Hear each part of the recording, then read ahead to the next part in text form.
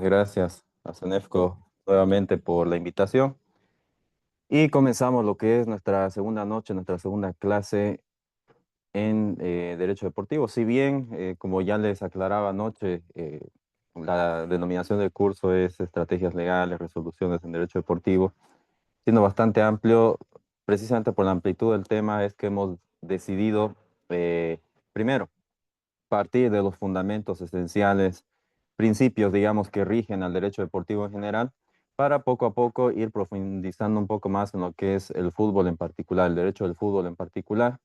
Y dentro de este ámbito, para comprender muy bien de qué estamos hablando, hemos decidido dividir el estudio, la exposición, concretamente lo que son los fundamentos básicos del derecho deportivo, posteriormente lo que es la norma aplicable o el marco normativo tanto nacional como internacional, entendiendo dentro de lo que es internacional el derecho que denominamos federativo, ¿no? Y en este punto sobre el derecho federativo hemos analizado un poco y vamos a continuar analizando esta noche lo que es la gobernanza interna, el funcionamiento, la organización de las federaciones, concretamente la FIFA, Federación Internacional de Fútbol Asociado, de todas las asociaciones que se consideran miembros de esta federación internacional y todo ese sistema piramidal. Dentro de esto también vamos a analizar con mayor profundidad todo lo relacionado a lo que es la jurisdicción deportiva o la jurisdicción del fútbol concretamente y entender sus diferentes instancias, de modo muy general, la competencia que tienen los diferentes tribunales que integran esta justicia, esta jurisdicción deportiva. Y también vamos a detenernos en la importancia de la justicia deportiva para estos entes privados, de qué manera esta justicia muchas veces colisiona con la jurisdicción ordinaria o la justicia ordinaria en general, al punto que los estatutos de la FIFA, así como los estatutos de la Conmebol y los estatutos de la Federación Boliviana de Fútbol, de alguna manera restringen la posibilidad de acudir a la justicia ordinaria, siempre precautelando que los conflictos, las diferentes disputas se solucionen en el mismo seno de estos entes, cada uno con las competencias muy bien delimitadas, ¿no? Entonces, imagínense cómo un organismo supranacional, ¿no? O transnacional, más bien, como es la Federación Internacional del Fútbol Asociado, ha establecido un régimen que es muy poderoso, por lo menos hacia sus diferentes miembros asociados y en ese orden piramidal a las diferentes asociaciones, federaciones y clubes que lo conforman. Entonces, es un modelo piramidal, como decíamos, es un modelo muy fuerte para los miembros que los conforman, al punto que el acudir a la justicia ordinaria siempre se contempla como un incumplimiento de los estatutos de FIFA, Conmebol, Federación Boliviana de Fútbol, y es una forma de disuadir bajo amenaza de ciertas sanciones la aplicación de esta justicia. Sin embargo, vamos a ver cómo también en casos muy recientes se ha ido judicializando el fútbol, al punto que hemos tenido algunos fallos recientes del Tribunal Constitucional sobre el caso de Díaz Strongest, eh, otros casos como el caso del Club Royal Party, ¿no? Donde se acude también a la jurisdicción ordinaria y empiezan a surgir estas amenazas de desafiliación, ¿no? de la federación. Y vamos a entender cómo esta es la forma en la cual, imponiendo de alguna manera sus estatutos, la FIFA y los diferentes miembros asociados tratan de alguna manera condicionar a los clubes miembros para que resuelvan, como decía, todas sus disputas, todos sus conflictos en los mismos senos de los entes federativos. Y comprendiendo mejor la estructura de lo que es la justicia deportiva o la justicia de fútbol en concreto, vamos también a abordar algunos temas muy generales, por cierto, de los contratos deportivos, muy generales, basándonos siempre en ejemplos muy claros, en ejemplos mundial o nacionalmente conocidos. Bien, vamos a recordar un poco para situarnos dónde estamos, eh, lo que habíamos hablado anoche, ¿sí? A manera de que, si vale el término, agarremos el hilo para los diferentes temas que con mayor profundidad vamos a tocar la presente sesión, la presente clase. Ahora sí. A ver, partamos de lo siguiente, recordemos un poco, habíamos señalado que como en toda rama jurídica, nosotros debemos comenzar definiendo lo que es el derecho deportivo para luego ir abordando el derecho del fútbol en particular, de modo muy rápido. Ya decíamos que son normas jurídicas que rigen la conducta, como toda norma jurídica, pero de las personas sobre el deporte y su entorno. ¿Qué es esto de la conducta jurídica de las personas sobre el deporte y su entorno? Cuando hablamos del deporte y su entorno, debemos entender que este está relacionado a la organización y a la práctica del deporte. Si nosotros entendemos bien este punto, vamos a darnos cuenta que no todo tiene que ver con el juego en sí, es decir, la práctica misma del deporte. Si bien a priori y de forma general todos conocemos las reglas del fútbol, por lo menos las reglas generales del fútbol, esto tendría que ver con aquellas cuestiones, aquella conducta deportiva relacionada con la disciplina misma. Pero cuando hablamos de la organización del deporte, necesariamente no podemos dejar de lado a los entes federativos, que son aquellos entes normalmente de derecho privado, normalmente sin ánimo de lucro, que tienen a su cargo la organización de las diferentes competiciones. Si hablamos de la FIFA internacionales, si hablamos de la CONMEBOL continentales o subcontinentales, para ser más precisos, y si hablamos de la Federación Boliviana de Fútbol, nacionales, no dentro del territorio nacional.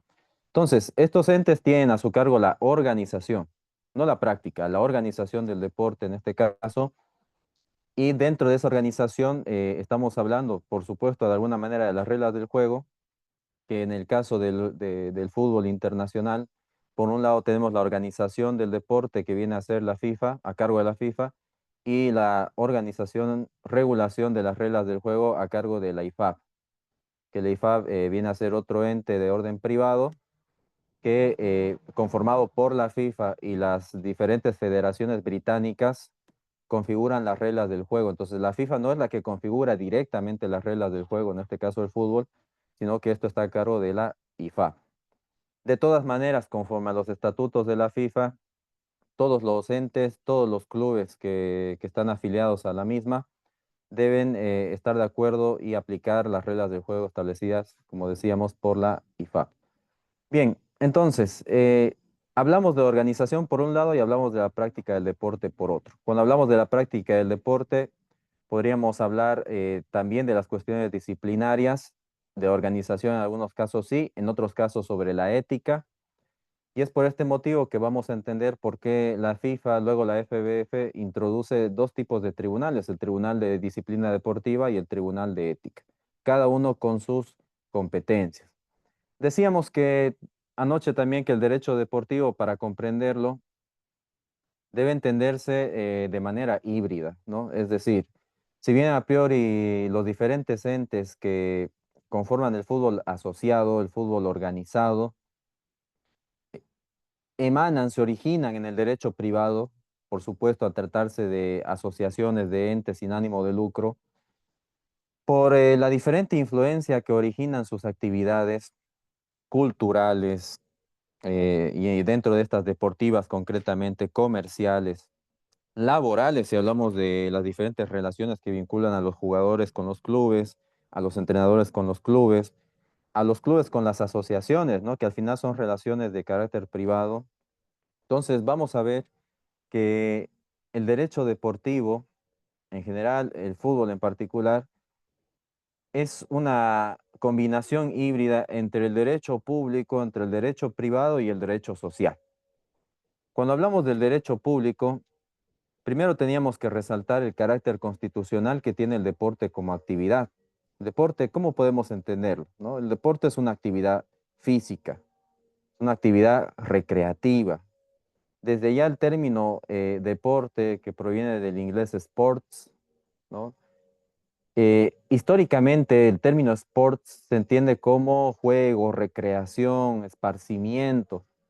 Les decía anoche un poco tocando los antecedentes históricos que los primeros clubes de fútbol se organizan siempre en sociedades aristocráticas, sociedades pudientes, sociedades de estudiantes universitarios normalmente, que habían encontrado en los famosos sports, ¿no? Una forma de recreación, de esparcimiento.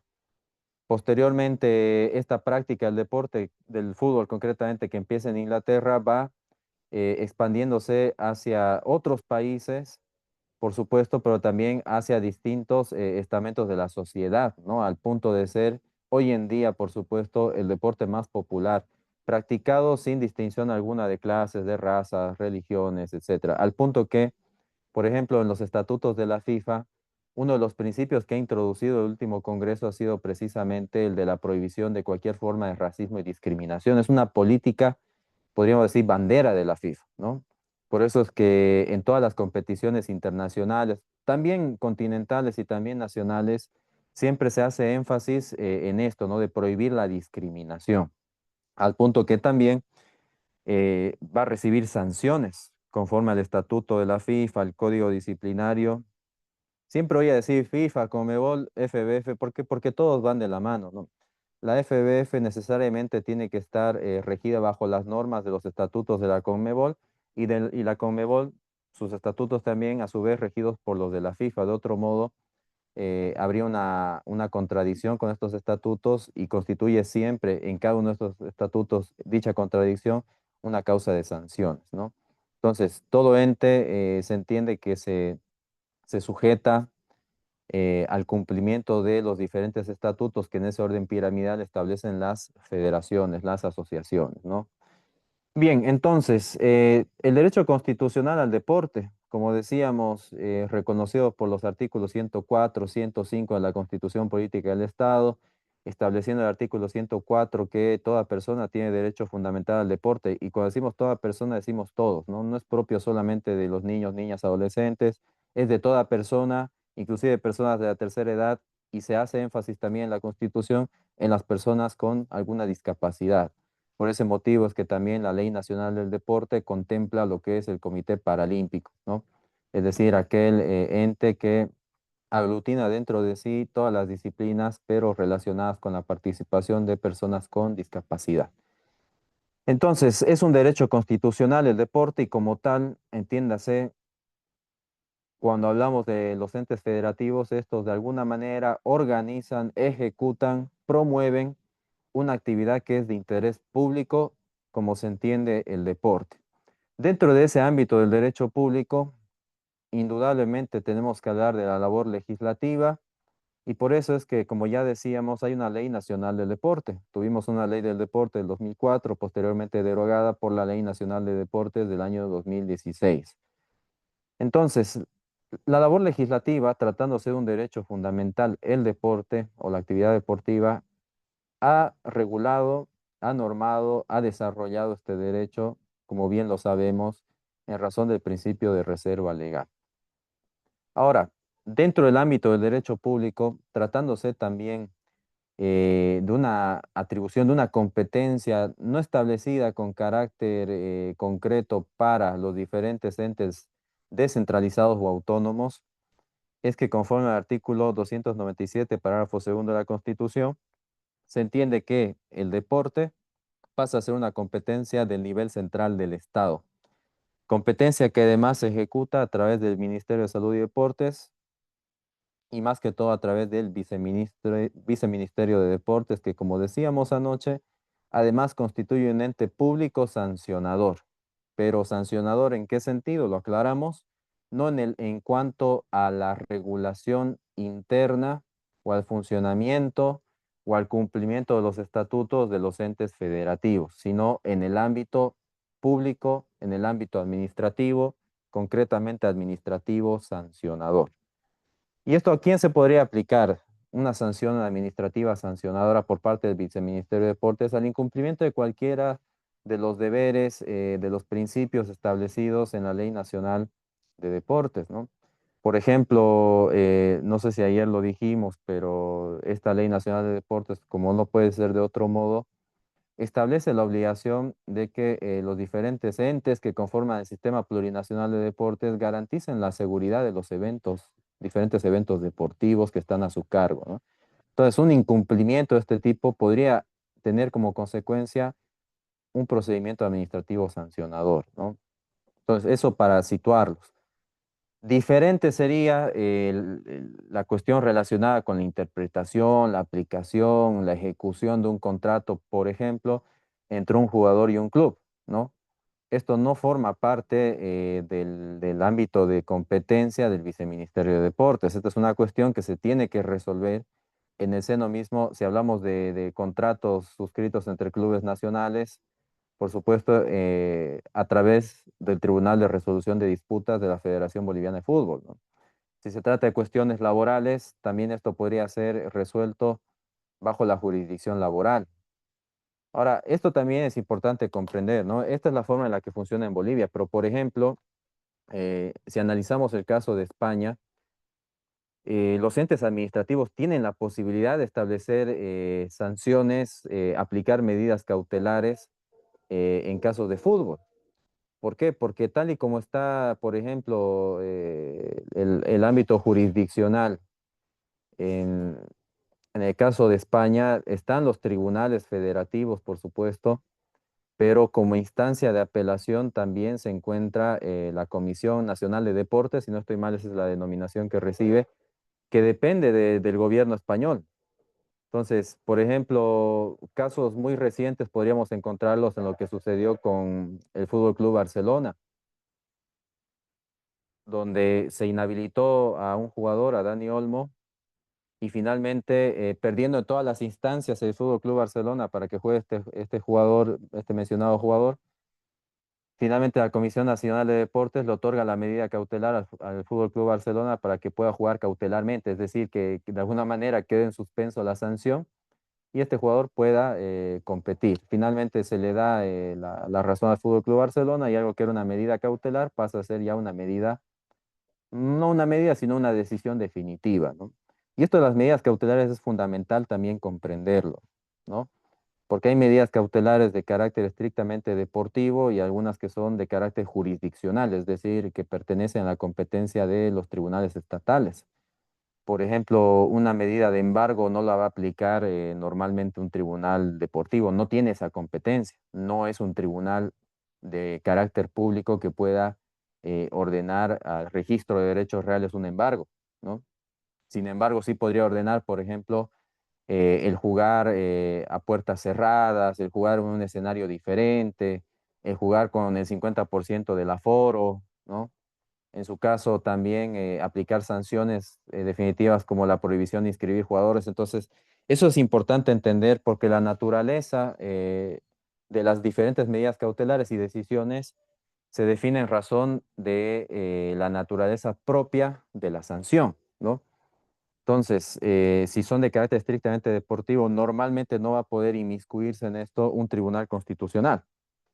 Aunque vamos a ver más adelante, entonces, qué es lo que está pasando cuando desde el Club 10 Strong se interpone, el año pasado pasó esto, se interpuso una acción de amparo, ¿no? Entonces, ¿qué pasa, no? Finalmente, ¿dónde están los límites? ¿Dónde está la frontera entre lo que es la justicia ordinaria y la justicia deportiva? Que es un tema mucho, pero muy interesante, ¿no? Entonces, ¿en qué casos ese muro que construye la justicia deportiva para evitar la intromisión de tribunales ordinarios puede ser, ¿no?, trepado? Vamos a ver en qué casos corresponde esto y siempre es en razón de la naturaleza de las controversias que se suscitan. Entonces, eso como derecho público. Como derecho privado, ni qué se diga, ¿no? Ya decíamos, los entes federativos, para empezar, el fútbol es una práctica privada. Lo podemos practicar absolutamente todos. No quiere decir que tengamos que estar afiliados a una federación. Sabemos que es una actividad al aire libre, es un derecho constitucional. Se puede practicar en escenarios deportivos, se puede practicar en la calle, se puede practicar en cualquier lugar. Se puede practicar en una competición oficial o en otra no oficial, ¿no? Entonces es algo muy libre, muy privado, muy del ámbito personal de cada uno. Sin embargo, desde el momento en el que los individuos deciden conformar diferentes entes, ¿no?, o personas jurídicas o morales para una práctica organizada y uniforme del deporte, es que comienzan a aparecer los primeros clubes. Por eso poníamos, y esto tiene mucho de derecho, pero también de historia, ¿no?, para comprender mejor de qué estamos hablando. Por eso poníamos de ejemplo los diferentes clubes que nacieron en nuestro país. primeros clubes que se originaron fueron clubes de estudiantes, ¿no? Hablamos de Die Strongest, hablamos del Club Bolívar, hablamos de Always Ready, en el caso de La Paz, pero posteriormente cómo esta actividad comienza también a organizarse de manera más uniforme a través de diferentes sectores laborales y sociales, ¿no? Y ahí aparecen otros clubes como Oriente Petrolero, San José, Oruro Royal, el primero en realidad que apareció, Mariscal Brown, etcétera, ¿no? Y posteriormente, ni siquiera ya con motivo de una actividad profesional, una actividad estudiantil, sino simplemente personas que deciden conformar, ¿no? Diferentes clubes, diferentes asociaciones para una práctica común de este deporte. Entonces, el origen del fútbol organizado, del fútbol asociado, por eso se dice, ¿no? Es precisamente en el ámbito del derecho privado. Y por eso también podríamos decir que es eh, el ámbito, el área del derecho que más predomina, pero no el único. Entonces, fíjense, el régimen de las asociaciones desde ya. Si leemos el estatuto de la FIFA, ¿qué dice? Que la Federación Internacional de Fútbol Asociación, que ese es en realidad el nombre, Fútbol Asociación, entiende ser fútbol organizado, está regulada y está constituida conforme al artículo 60 del Código Civil suizo. Y el artículo del Código Civil suizo establece una serie de sociedades, le llaman allá, nosotros le diríamos asociaciones simplemente para distinguir de las sociedades comerciales. El Código Civil suizo establece una serie de sociedades de carácter deportivo, cultural, recreativo, todas sin ánimo de lucro. En este ámbito entonces se constituye la Federación Internacional de Fútbol Asociación. Es un ente, es una asociación para nosotros sin fines de lucro y de carácter privado, pero también es transnacional en el sentido que si bien es constituida conforme al Código Civil suizo, porque su sede está en Zúrich, en Suiza, al aglutinar tantas asociaciones eh, nacionales y a su vez, en el caso nuestro, departamentales y diferentes clubes de toda índole, termina siendo una asociación transnacional. Imagínense hasta qué punto es el movimiento económico que tiene también, pese a no ser una asociación con fines de lucro, que la FIFA es, en el último mundial se ha establecido que por el movimiento económico que generó es la decimosegunda economía del mundo. Imagínense de qué estamos hablando, ¿no? La cantidad de dinero que mueve. Y eso lleva también, como tienen en su pantalla, a que se apliquen normas de derecho comercial. ¿Por qué? Porque, a ver, imagínense, los derechos de transmisión son cuestiones comerciales. Si hablamos de los derechos de imagen de los jugadores de fútbol, son cuestiones también comerciales, porque estamos hablando de empresas que tienen una actividad con ánimo de lucro, ¿no? Patrocinadores. Entonces, el derecho privado está presente desde su origen, desde el origen mismo del fútbol organizado, del fútbol asociado, pero también en todo lo que es la reglamentación interna. Por eso es que se establece esa frontera también en cuanto a la intervención de los diferentes organismos públicos sobre una cuestión que es eminentemente de carácter privado. Sin embargo, hay cuestiones, como vimos, que son propias del derecho público en las cuales un tribunal federativo, ¿no? No podría tomar decisiones como es el caso de ciertas medidas cautelares o como es el caso de ciertas decisiones que, por ejemplo, trascienden la frontera de lo privado para ser público, como son las cuestiones laborales, las cuestiones constitucionales.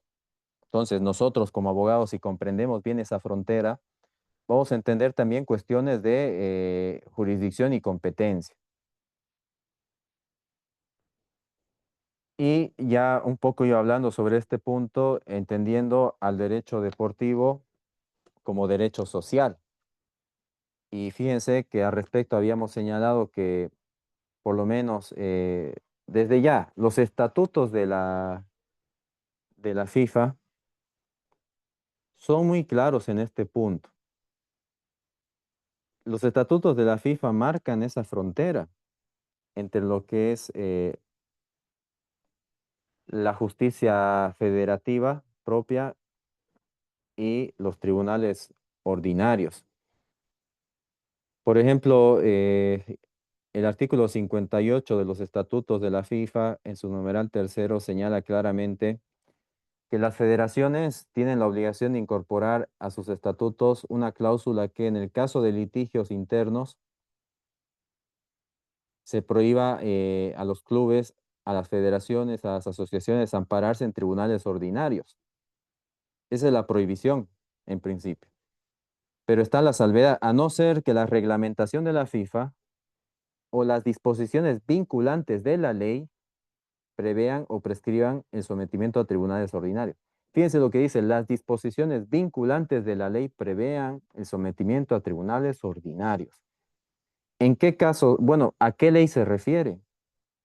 Entendiendo que son diferentes federaciones y clubes de distintas nacionalidades, cuando dice vinculantes de la ley, entiéndase de la ley aplicable a la jurisdicción donde se encuentran las diferentes federaciones, asociaciones y clubes. Y en el caso concreto boliviano, las cuestiones laborales no podrían jamás ser resueltas salvo voluntad de las partes. Por supuesto, siempre se salva la voluntad de las partes, pero si no es así, estas cuestiones no podrían ser resueltas de manera exclusiva y privativa, mucho menos por los tribunales deportivos. Entonces, y cuestiones constitucionales ni se diga, lo que explica por qué la justicia constitucional se entromete, entre comillas, en cuestiones de índole deportivo, pero si nosotros somos más precisos, no son cuestiones estrictamente deportivas, ¿no? A veces realmente hay lesión de derechos fundamentales. Inclusive me animo a decir, la última instancia de apelaciones que reconoce la FIFA y aplicable, por supuesto, a todos sus miembros asociados, es el TAS o el Tribunal de Arbitraje Deportivo. Y sin embargo, aún con una decisión del TAS, yo me animo a decir que podría acudirse en la vía constitucional, claro, en el caso de resoluciones pronunciadas por el TAS, podría recurrirse al Tribunal Federal de Suiza. Aún, miren, que esto sería lo que pone fin, digamos, a cualquier controversia en el ámbito deportivo, las resoluciones, los laudos del TAS, sin embargo, podrían ser de alguna manera revisados en la vía constitucional suiza precisamente cuando se han producido vulneraciones a diferentes derechos fundamentales, concretamente el derecho de defensa. Entonces, hay que saber dónde está la frontera, repito, ¿no? Entre una jurisdicción y otra. Entonces, en cuestiones de ámbito social, dado que conforme a nuestra normativa, los contratos deportivos con jugadores profesionales, con entrenadores, son contratos de naturaleza laboral. ¿Por qué? Porque desde ya el artículo 43 de la Ley Nacional de Deportes claramente establece esto, ¿no? Que existe una relación de dependencia, que existe remuneración, que existe una dedicación exclusiva por cuenta ajena. Es decir, elementos que hacen a una relación laboral. Entonces, no se podría alegar, y esto es importante a efectos de una estrategia de defensa, no se podría alegar o no sería lo idóneo alegar, por ejemplo, una excepción de incompetencia, ¿no? Si es que algún jugador planteara algún conflicto laboral frente a jueces laborales, ¿no? Porque ha sucedido, les explicaba anoche, hay jurisprudencia también al respecto, donde muchas veces una mala defensa en este ámbito hace que los representantes de clubes o asesores legales planteen excepción de incompetencia, ¿no? En razón de que los estatutos de la Federación Boliviana de Fútbol claramente establecen la prohibición de acudir a la jurisdicción ordinaria, ¿no? Esto es imposible. ¿Por qué? Porque desde ya es deber del Estado el tutelar los derechos de orden social, de orden laboral. Entonces, no podría una asociación sin ánimo de lucro como la Federación Boliviana de Fútbol eh, arrogarse, atribuirse una competencia que es propia de los tribunales ordinarios, precisamente por aplicación de la Constitución, dentro de esa jerarquía, de esa supremacía normativa que tiene esta ley fundamental. Así también, si bien la Ley Nacional de Deportes es relativamente más reciente, ya esto se venía determinando desde el Decreto Supremo 23570 que vimos anoche, que es del 26 de julio de 1993, que establece concretamente en el caso de este tipo de contratos los diferentes requisitos que son la dependencia, la prestación de trabajo por cuenta ajena, la remuneración. Y les explicaba que, por ejemplo, cuando se promulga la Ley Nacional de Deportes, es criticado el artículo 43 debido a que existía ese miedo de que se apliquen sanciones, ¿no? Contra los clubes, contra las federaciones, precisamente por permitir que en cuestiones laborales acuda a la jurisdicción ordinaria. Sin embargo, como acabábamos de señalar, los mismos estatutos de la FIFA contemplan esta posibilidad.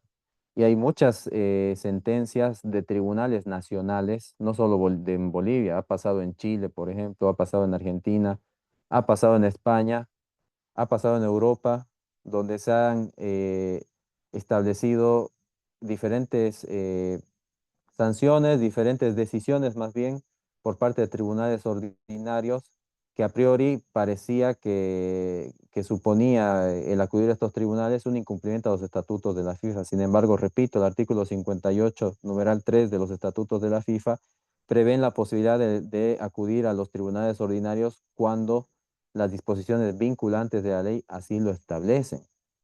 Pero, ¿qué son disposiciones vinculantes? Disposiciones que no son, podríamos decir, facultativas de las partes, ¿no? Donde pudiendo acudir a la justicia ordinaria deciden hacerlo, ¿no? En vez de acudir a la justicia deportiva. Cuando hablamos de disposiciones vinculantes, esto pasa en el orden laboral, en el orden social. Sin embargo, también el Decreto Supremo 23570 es muy claro cuando en su artículo 7 decíamos, excluye, si bien establece que estos contratos deportivos tienen naturaleza laboral y por tanto la cuestión relacionada con el reclamo de beneficios sociales se debe resolver por los tribunales laborales, los jueces laborales, hace una diferencia con relación a las gratificaciones, incentivos, bonos, donde se señala que si existiesen primas, premios, eh, como les decía, incentivos, estos ya no forman parte de la relación estrictamente laboral. ¿En qué sentido? Que no van a ser parte del cálculo del salario a efectos de una, eh, una indemnización, perdón, de una liquidación de beneficios sociales. Estos quedan excluidos y forman parte de las liberalidades. Entonces, fíjense cómo aquí se configura el contrato deportivo como un híbrido, que a priori constituye una relación laboral, dado que el deportista profesional tiene como actividad principal la práctica del fútbol, lo hace por cuenta ajena, es decir, para un club, recibe una remuneración por esto, eh, pero en relación con los premios, bonificaciones, gratificaciones, esto forma parte del derecho privado. Con lo cual, aquí sí que se podría plantear, bueno, ¿ante quién acudimos? ¿Ante un tribunal civil o ante la jurisdicción deportiva? Entonces aquí debería aplicarse ya la justicia deportiva, ¿no? Y como decíamos, tratándose de cuestiones contractuales estrictamente, a quien habría que acudir es al Tribunal de Resolución de Disputas. Bien,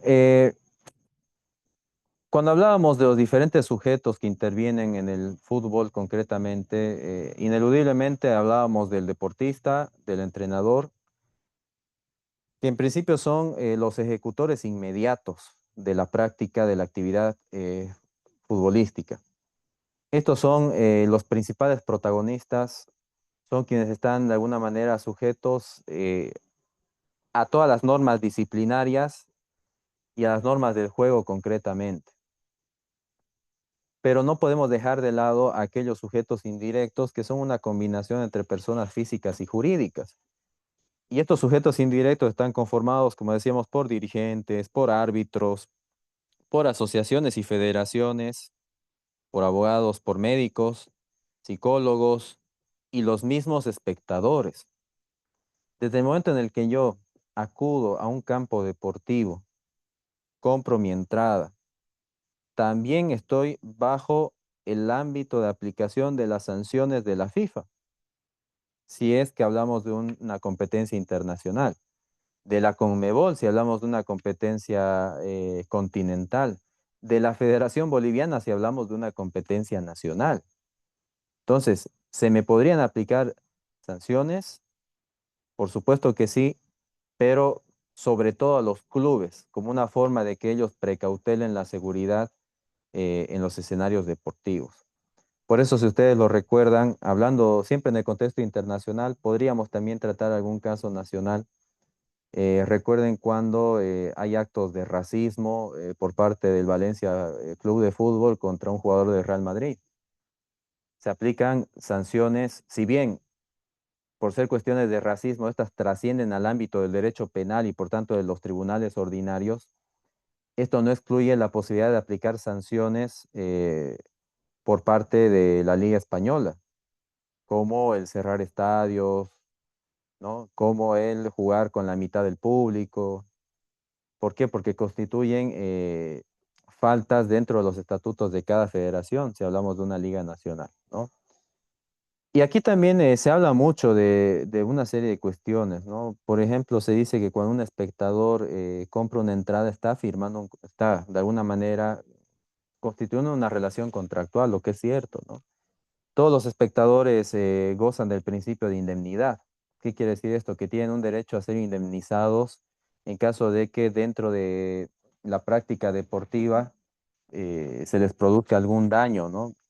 Por supuesto, no atribuible a él mismo, ¿no? Sino atribuible al evento deportivo, a la práctica del fútbol. También podríamos decir que los espectadores están alcanzados dentro de todos los ámbitos que alcanzan al derecho deportivo por el derecho de consumo, ¿no? Tratándose de una actividad que de alguna manera realizan los diferentes patrocinadores u organizadores también que son externos a veces de un evento deportivo. La seguridad en los escenarios es una obligación de las asociaciones, de las federaciones que promueven estos eventos y así lo establecen además los artículos 51, 64, 66 de la Ley Nacional de Deportes, que todos los entes, todas las federaciones, asociaciones que organizan una competencia deben asegurar o deben, mejor dicho, encargarse de la seguridad en los escenarios deportivos.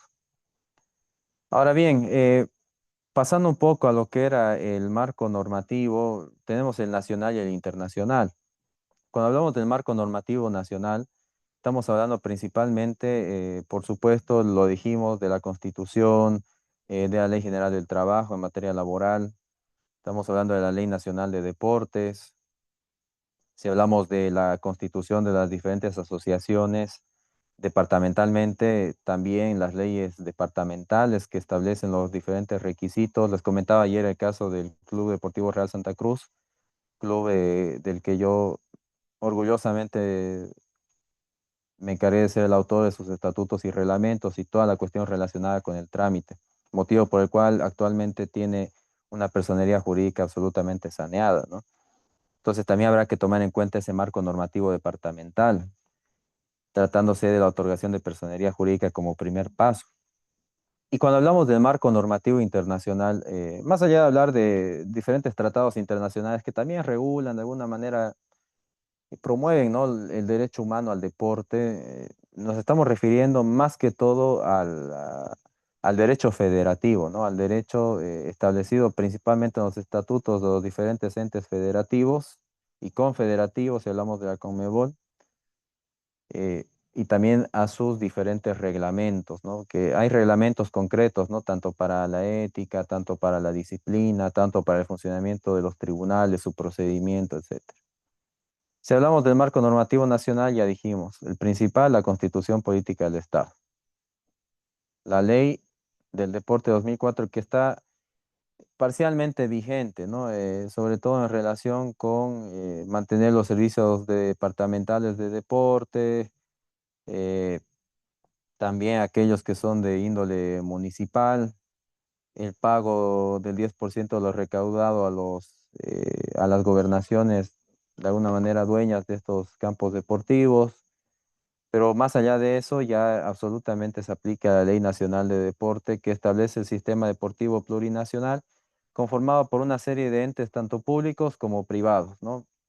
Públicos, principalmente el Viceministerio de Deportes, privados, ya estamos hablando de las diferentes federaciones de los distintos deportes. Esta ley reconoce una federación, el monopolio, vamos a decir, de la organización y ejecución de las competiciones a una federación por cada deporte. En el caso del fútbol, lo sabemos bien, es la Federación Boliviana de Fútbol. Establece distintos niveles también de la práctica deportiva, establece el deporte de formación, establece el deporte aficionado, establece el deporte asociado. Y el artículo 45 además nos define que los clubes, y creo que me preguntaban eso anoche por el chat, los clubes pueden ser en Bolivia asociaciones sin ánimo de lucro, pero también pueden adoptar alguno de los tipos societarios que reconoce el Código de Comercio, con lo cual podría haber prácticamente un club bajo imaginemos una SRL, una SA, ¿no? Eso puede ser posible en Bolivia. Explicaba en este punto, hice un paréntesis del caso de Baiza, ¿no? Que Baiza no es como tal una entidad deportiva, es una sociedad comercial que se encarga de la administración y gerenciamiento del Club Bolívar, que sí es esa entidad deportiva, esa asociación. Tengo entendido que el contrato que tiene Baiza con el Club Bolívar tiene una vigencia hasta el año 2018, con lo cual, perdón, 2028. Con lo cual, a partir de 2028, salvo que ocurra otra cosa, el Club Bolívar va a seguir siendo el Club Bolívar. Es decir, sigue siéndolo, pero simplemente desde el 2028 se encargará de su propia administración. Los términos en los cuales se ha pactado esa administración estarán seguramente establecidos en su contrato de administración y gerenciamiento.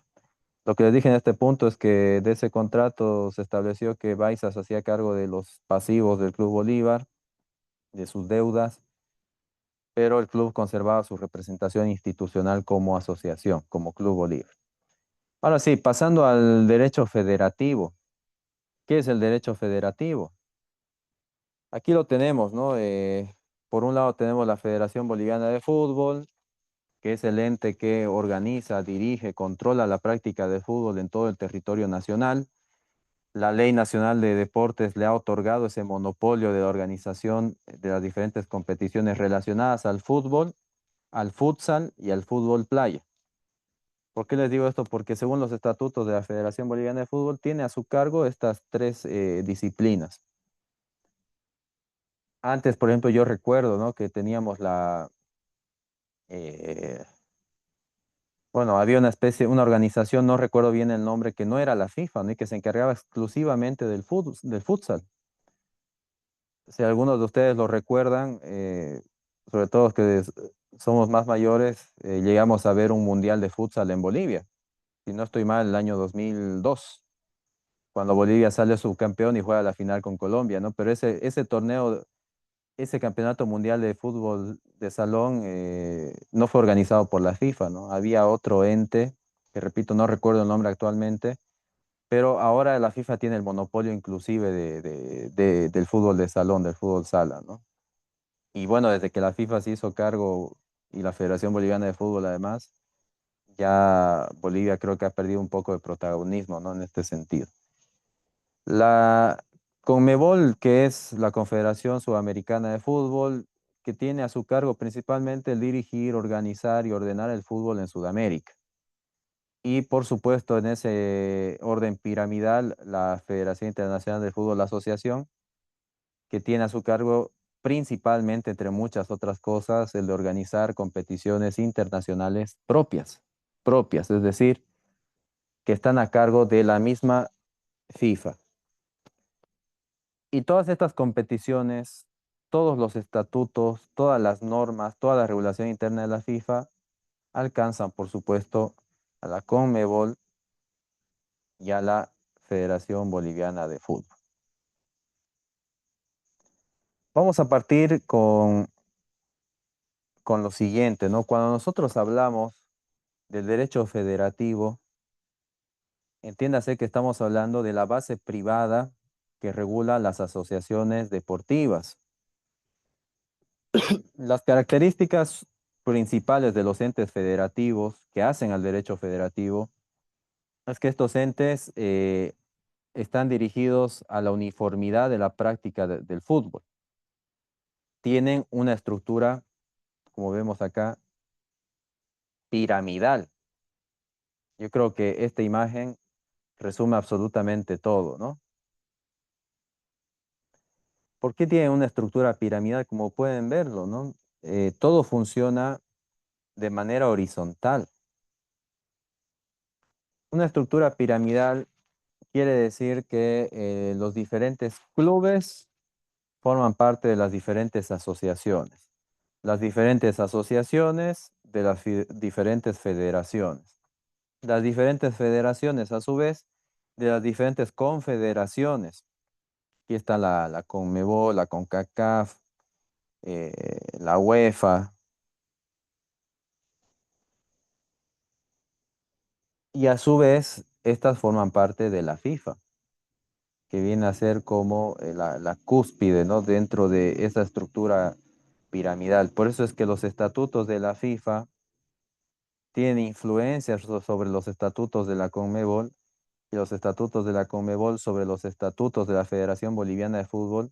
Y por experiencia les digo, los estatutos de los clubes, muy influenciados también por los estatutos de la Federación Boliviana de Fútbol, que en muchos casos establece cuáles son las reglas o los requisitos o el contenido que deben tener los diferentes estatutos de los clubes. Por ejemplo, la cuestión de renunciar a priori para inscribirse a la Federación Boliviana, debe existir una renuncia expresa de acudir a los tribunales ordinarios, un sometimiento al tribunal de arbitraje deportivo, si es que se llega a un punto de apelaciones.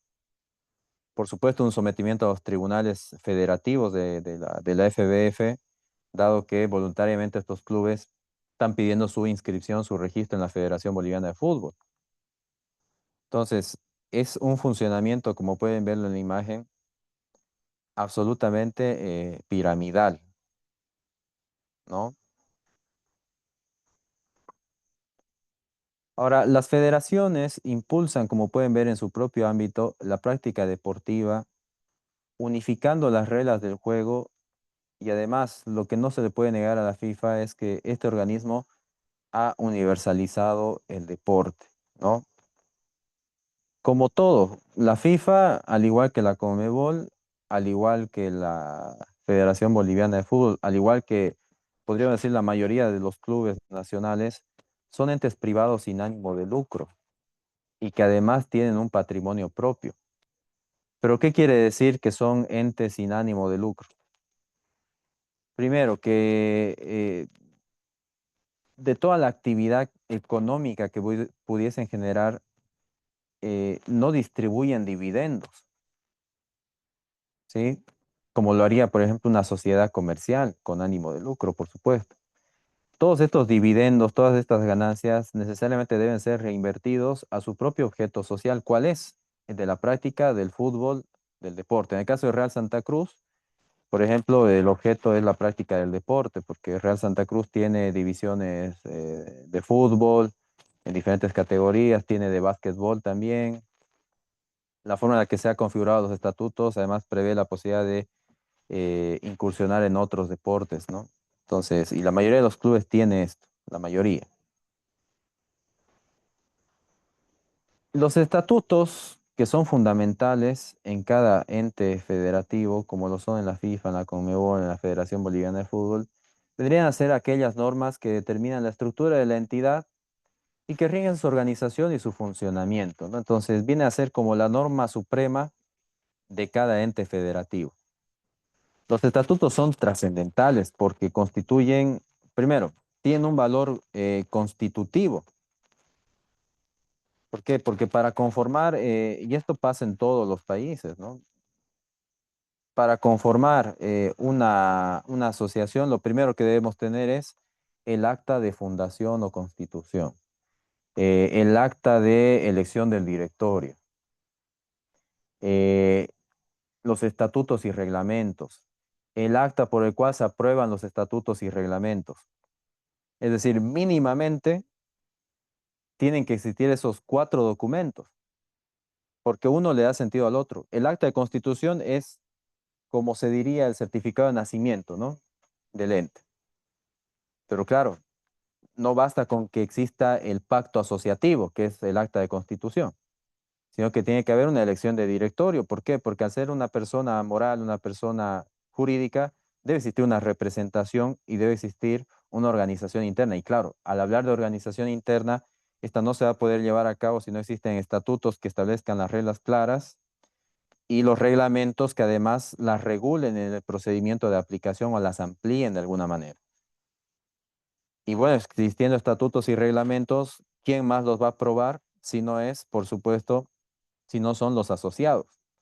Por eso les decía que estos cuatro documentos son trascendentales para la existencia de todo ente, y en el caso concreto que estamos analizando, todo ente federativo.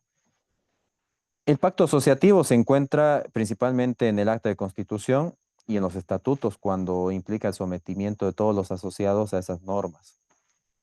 Pero también están las reglas organizativas que son más propias del reglamento.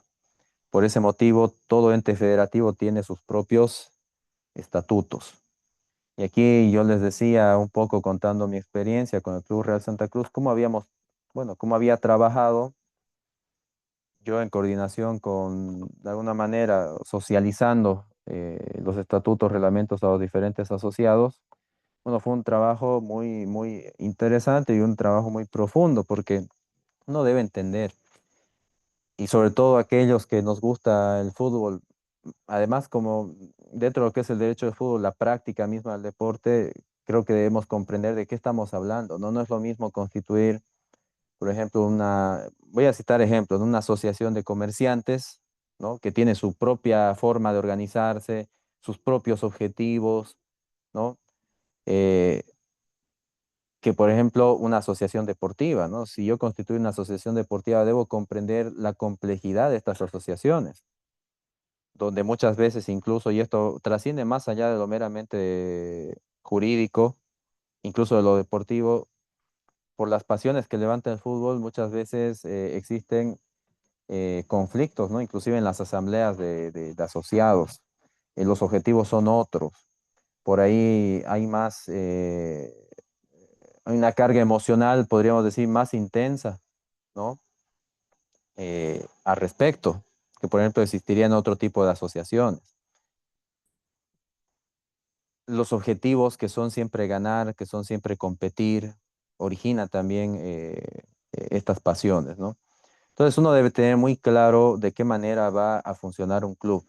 Y eso implica que tenga muy claro también la forma de elegir a sus presidentes, a las diferentes comisiones, qué comisiones son importantes, cuáles son las condiciones de admisión, cuáles son las sanciones, cuáles son las sanciones que se pueden aplicar, cuáles son los tribunales o en su caso los entes encargados de aplicar estas sanciones dentro del mismo club. Es decir, una serie de cuestiones que son propias de toda asociación, pero en particular cuestiones propias del fútbol. Por ejemplo, en el caso de Real Santa Cruz establecimos diferentes tipos de asociados. Yo recuerdo que habíamos establecido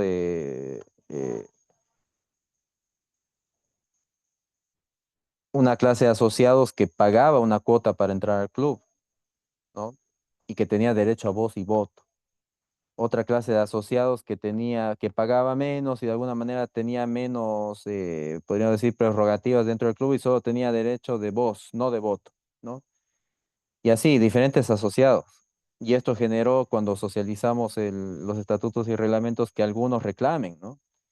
Que yo, que he sido asociado del club desde que se fundó el año 1962, por ejemplo, no puede ser que ahora me exijan una cuota tan alta, ¿no? Entonces tuvimos que eliminar eso, tuvimos que hacer cambios, tuvimos que hacer adecuaciones. Como pueden ver, la idiosincrasia dentro de un club deportivo es diferente, ¿no? A otro tipo de asociación y eso exige conocer muy bien lo que es la práctica del fútbol y todo lo que lo rodea como actividad humana que finalmente es, ¿no? Bueno, en el ámbito de la FIFA decíamos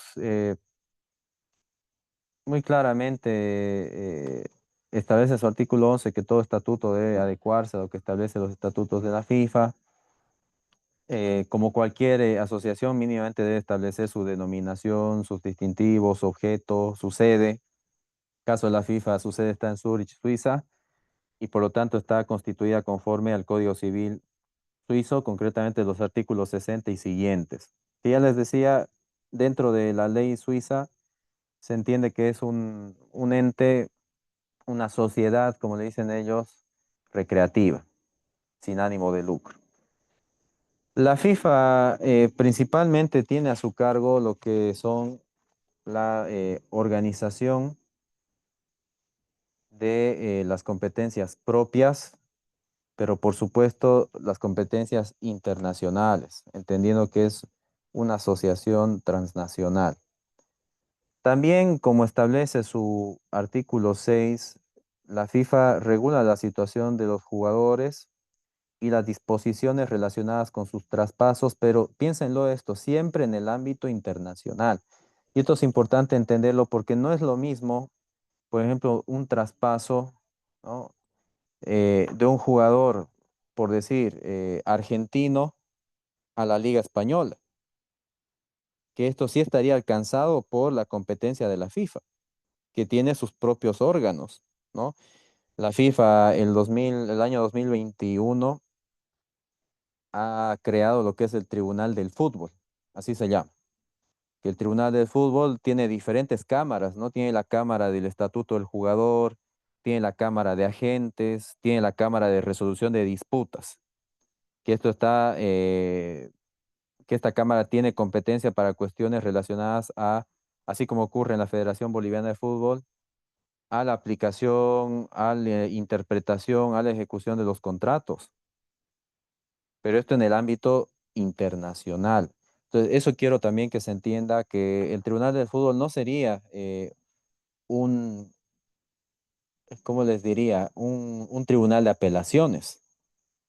No funciona así. En nuestra formación como abogados, normalmente uno pensaría lo siguiente, ¿no? Digamos, ¿no? Poniendo el ejemplo de la jurisdicción ordinaria. Yo voy a acudir a un juez ordinario, ¿no? Si este juez ordinario no me da la razón, yo voy a apelar al tribunal departamental, ¿no? Si yo planteo un recurso de casación, se va al Tribunal Supremo, ¿no? Si el Tribunal Supremo me vulnera derechos, acción de amparo, ¿no? Si el Tribunal Constitucional por ahí eh, me deniega la tutela injustamente, bueno, tengo los recursos que prevé el derecho internacional y acudiré ante la Comisión Americana de Derechos Humanos, la Corte Interamericana de Derechos Humanos, ¿no? Bueno, así funciona, ¿no? Es decir, partimos, agotamos la vía nacional, nos vamos a lo internacional. En el caso de la FIFA y del derecho federativo en general, nosotros no vamos a entender las diferentes instancias, la jerarquía, digamos, de los tribunales en razón de ser nacional o de ser internacional. No es que a la FIFA vamos a llegar si no nos da la razón la Federación Boliviana de Fútbol, no. Esto tiene que ver sobre todo por la cuestión territorial, ¿no? Si hablamos de conflictos entre diferentes federaciones, de clubes que conforman una federación con jugadores que provenían de otra federación, de otro país, sí, es decir, cuestiones manifiestamente internacionales o donde no se trata de la misma confederación, para ser más claros, entonces será el Tribunal del Fútbol de la FIFA la encargada de resolver en cualquiera de sus cámaras, ¿no? Si hablamos de temas contractuales, resolución de disputas, si hablamos de otras cuestiones, ¿no? Como, por ejemplo, contratación de menores, el estatuto del jugador será, ¿no? La Cámara del Estatuto del Jugador, si hablamos de cuestiones relacionadas con los agentes deportivos, es decir, aquellos que colaboran, que coadyuvan a los jugadores con sus diferentes contratos, bueno, será la Cámara de Agentes, si es un conflicto con alcance internacional. Esa es ese es el criterio, ¿no? Ahora, si hablamos de otras cuestiones, antes de tocar lo relacionado con los tribunales de la FIFA, principalmente, ¿qué establecen los estatutos? Por supuesto, todas las cuestiones inherentes a la gobernanza interna, ¿no? A la democracia interna, la participación de los diferentes, se llaman federaciones miembro, es la definición que le otorgan los estatutos de la FIFA a las diferentes federaciones de cada país. Entiéndase a priori que por cada estado la FIFA reconoce una federación, En algunos casos puede reconocer otras federaciones por dos federaciones o más por país, siempre que no se hubiesen independizado determinadas regiones y la federación del país donde se encuentra esta federación, digamos, entre comillas, independiente, lo consienta, ¿no? Y se entenderá que se desafilia automáticamente a una federación desde el momento, ya sea que se apliquen sanciones por incumplimiento de los estatutos o ya sea que se disuelva, ¿no? En el caso de la Federación Boliviana de Fútbol, por ejemplo, esta se podría disolver si es que así lo decide el Congreso ordinario, que es una de sus facultades, ¿no? Entonces ahí quedaría, digamos, sin representación Bolivia, ¿no? Pensando en lo peor. Ahora, como todo estatuto, ¿no? Establece también cuál es el ente legislador dentro del seno de la federación. Como les explicaba hace un momento, pensando en en los clubes, normalmente su órgano deliberativo, es decir, que toma decisiones, son las asambleas. Y esto es importante saberlo también porque si yo constituyo un club deportivo, mínimamente yo tengo que prever dos tipos de asambleas. La asamblea ordinaria, que es la que se reúne mínimamente 2 veces al año, y así lo establece la FIFA, que mínimamente tiene que haber una reunión 2 veces al año para tocar temas concretos. Y luego están las asambleas extraordinarias que por lo menos cuando en mi caso redacté los estatutos del Club Deportivo Real Santa Cruz, establecí una forma simple de que se pueda convocar, ¿no? A asambleas extraordinarias. ¿Por qué? Porque a veces hay inquietudes, ¿no? Entre los asociados que necesitan una asamblea para tocar ciertos temas, ¿no? Entonces traté de que exista cierto acceso, ¿no? Sea fácil el poder pedir al presidente que se convoque, ¿no? A estas reuniones, a estas asambleas. En el caso de la FIFA se denomina Congreso, ¿no? Que normalmente dentro de este Congreso de la FIFA participa una federación por país. Las federaciones necesariamente que están dentro de la FIFA tienen que estar a su vez asociadas dentro de la confederación que les corresponde para hacer válida su participación y su admisión además. Es decir, un requisito de admisión para una federación dentro de la FIFA es que esté confederada, en el caso nuestro a la Conmebol, en otros casos a otro tipo de confederaciones, dependiendo de la situación geográfica de la federación. Se establecen las obligaciones dentro de estos estatutos, como tiene que suceder en todo ente federativo, ¿no? Y las obligaciones son muchísimas, pero las principales, podríamos decir, son observar los estatutos en todo momento. Por eso les decía, aquí hay una especie de regulación piramidal, ¿no? Dentro de lo que es la FIFA. La FIFA impone a las federaciones, a las confederaciones imponen a las federaciones imponen a sus clubes y a sus asociaciones. Es una cuestión muy horizontal cómo funciona esto, ¿no? Y aunque no lo crean, termina siendo efectivo, ¿no? Porque si entendemos que la FIFA tiene el monopolio del fútbol, la amenaza de cualquier sanción hace que muchas federaciones, clubes retrocedan, ¿no? O no acudan a la jurisdicción ordinaria. También se establece lo que les decía hace un momento, ¿no? La FIFA obliga a las diferentes federaciones que en sus estatutos contemplen la convocatoria de su órgano legislativo por lo menos cada 2 veces por año. Una forma de alguna manera de imponer una gobernanza democrática, ¿no? Que ya lo contempla la FIFA y eso trasciende a los estatutos de las diferentes federaciones nacionales y por supuesto también de los clubes. También el artículo 19 que les decía hace un momento, prohíbe la injerencia, ¿no? La injerencia de los estados, con lo cual pareciera que son, ¿no? Que la FIFA es como un pequeño estado, ¿no? A veces, que los entes federativos también lo son, ¿no? Porque siempre impiden de alguna manera que los estados se entrometan, ¿no? En las cuestiones inherentes a estas asociaciones sin ánimo de lucro. Y esto es así, les decía, porque como el seno de el origen de estos entes federativos se encuentra principalmente en el derecho privado, lo natural es que tengan un corte muy liberal en el sentido de ser muy autónomos, ¿no? Como digo liberal, no estoy hablando del liberalismo del que está de moda actualmente en cuestiones políticas, ¿no? Claro que es una ideología, pero yo estoy hablando sobre todo en la forma en la que actúan, ¿no? Que son muy autónomos, muy ellos, ¿no? Con sus propias normas, todo en su propio ámbito, todo en su propio seno, todo privado, nada público, cero injerencia, es decir, un funcionamiento como les decía, muy particular, muy propio, muy privado. En ese sentido, digo, cuando señalo que las federaciones tienen un corte muy liberal. Ahora, los estatutos también prevén, por supuesto, la expulsión, ¿no? De distintas federaciones miembros.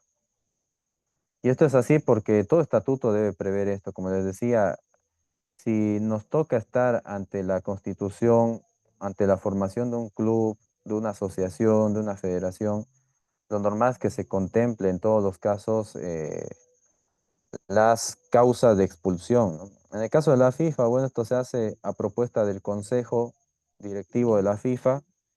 El Consejo Directivo es un órgano estratégico, un órgano supervisor de la FIFA, y toda decisión se adopta siempre por tres cuartas partes de los miembros. Ahora, en el artículo 22 de sus estatutos, la FIFA establece las diferentes confederaciones reconocidas, ¿no? Y entre ellas, por supuesto, cuando habla de nuestro continente sudamericano, establece que la confederación reconocida es la CONMEBOL, con lo cual le da esa legitimidad a la CONMEBOL y la CONMEBOL a su vez a las diferentes federaciones nacionales. En su artículo 23, el Estatuto de la FIFA claramente dice que todas las confederaciones deben adecuar sus estatutos a lo que señala la FIFA, ¿no? Mínimamente dice que los estatutos de las diferentes confederaciones deben contener una declaración de neutralidad en cuanto a política y religión, prohibir toda forma de discriminación, eh, prevenir toda injerencia política, garantizar la independencia de sus órganos judiciales, que es muy importante para la FIFA y para las diferentes federaciones miembros, lo que siempre les digo, ¿no? Fijar los límites de la justicia ordinaria para evitar injerencias internas, entre otras cuestiones que deben contemplar los estatutos, ¿no? Entonces, cuando uno constituye el estatuto de un club, también en ese orden piramidal, debe observar no solamente la normativa departamental que establece los requisitos mínimos, sino también la normativa de la Federación Boliviana de Fútbol. ¿Por qué? Porque los estatutos deben estar adecuados a la Federación Boliviana de Fútbol, que a su vez son una expresión de la CONMEBOL y a su vez de la FIFA. Por eso insisto tanto en señalar esto de la naturaleza piramidal, ¿no? Los órganos que conforman la FIFA principalmente son los siguientes. El Congreso de la FIFA, que se reúne cada año, que tiene facultades legislativas, que puede aprobar modificación a los estatutos de la FIFA principalmente, podría disolverla también. Es decir, es el ente superior. También el Congreso el que decide sobre la admisión o exclusión de miembros, de federaciones miembros. Imaginen que, no sé, si independiza un país, conforma su federación, bueno, entonces la propuesta del Consejo Directivo se llevará al Congreso de la FIFA su admisión como miembro, ¿no? Y bueno, se establecen una serie de comisiones también, son muchas, que tienen por finalidad asistir al Consejo Directivo y al Secretario General, ¿no? El Secretario General, bueno, la Secretaría General de la FIFA es un órgano más ejecutivo y operativo. Y luego está esto que nos interesa mucho, que son los tribunales de fútbol. ¿Y cuáles son los tribunales de la FIFA? Es uno solo. Hasta el año 2021 estaban de forma separada, ¿no? La Comisión de Resolución de Disputas, la Comisión del Estatuto del Jugador, la Comisión de Agentes. Pero esto había generado una falta de uniformidad en las diferentes decisiones y una falta de coordinación. Entonces, el año 2021 se conforma el Tribunal del Fútbol, que a su vez se divide en las tres cámaras: la Cámara de Resolución de Disputas, la Cámara de Estatuto del Jugador y la Cámara de Agentes.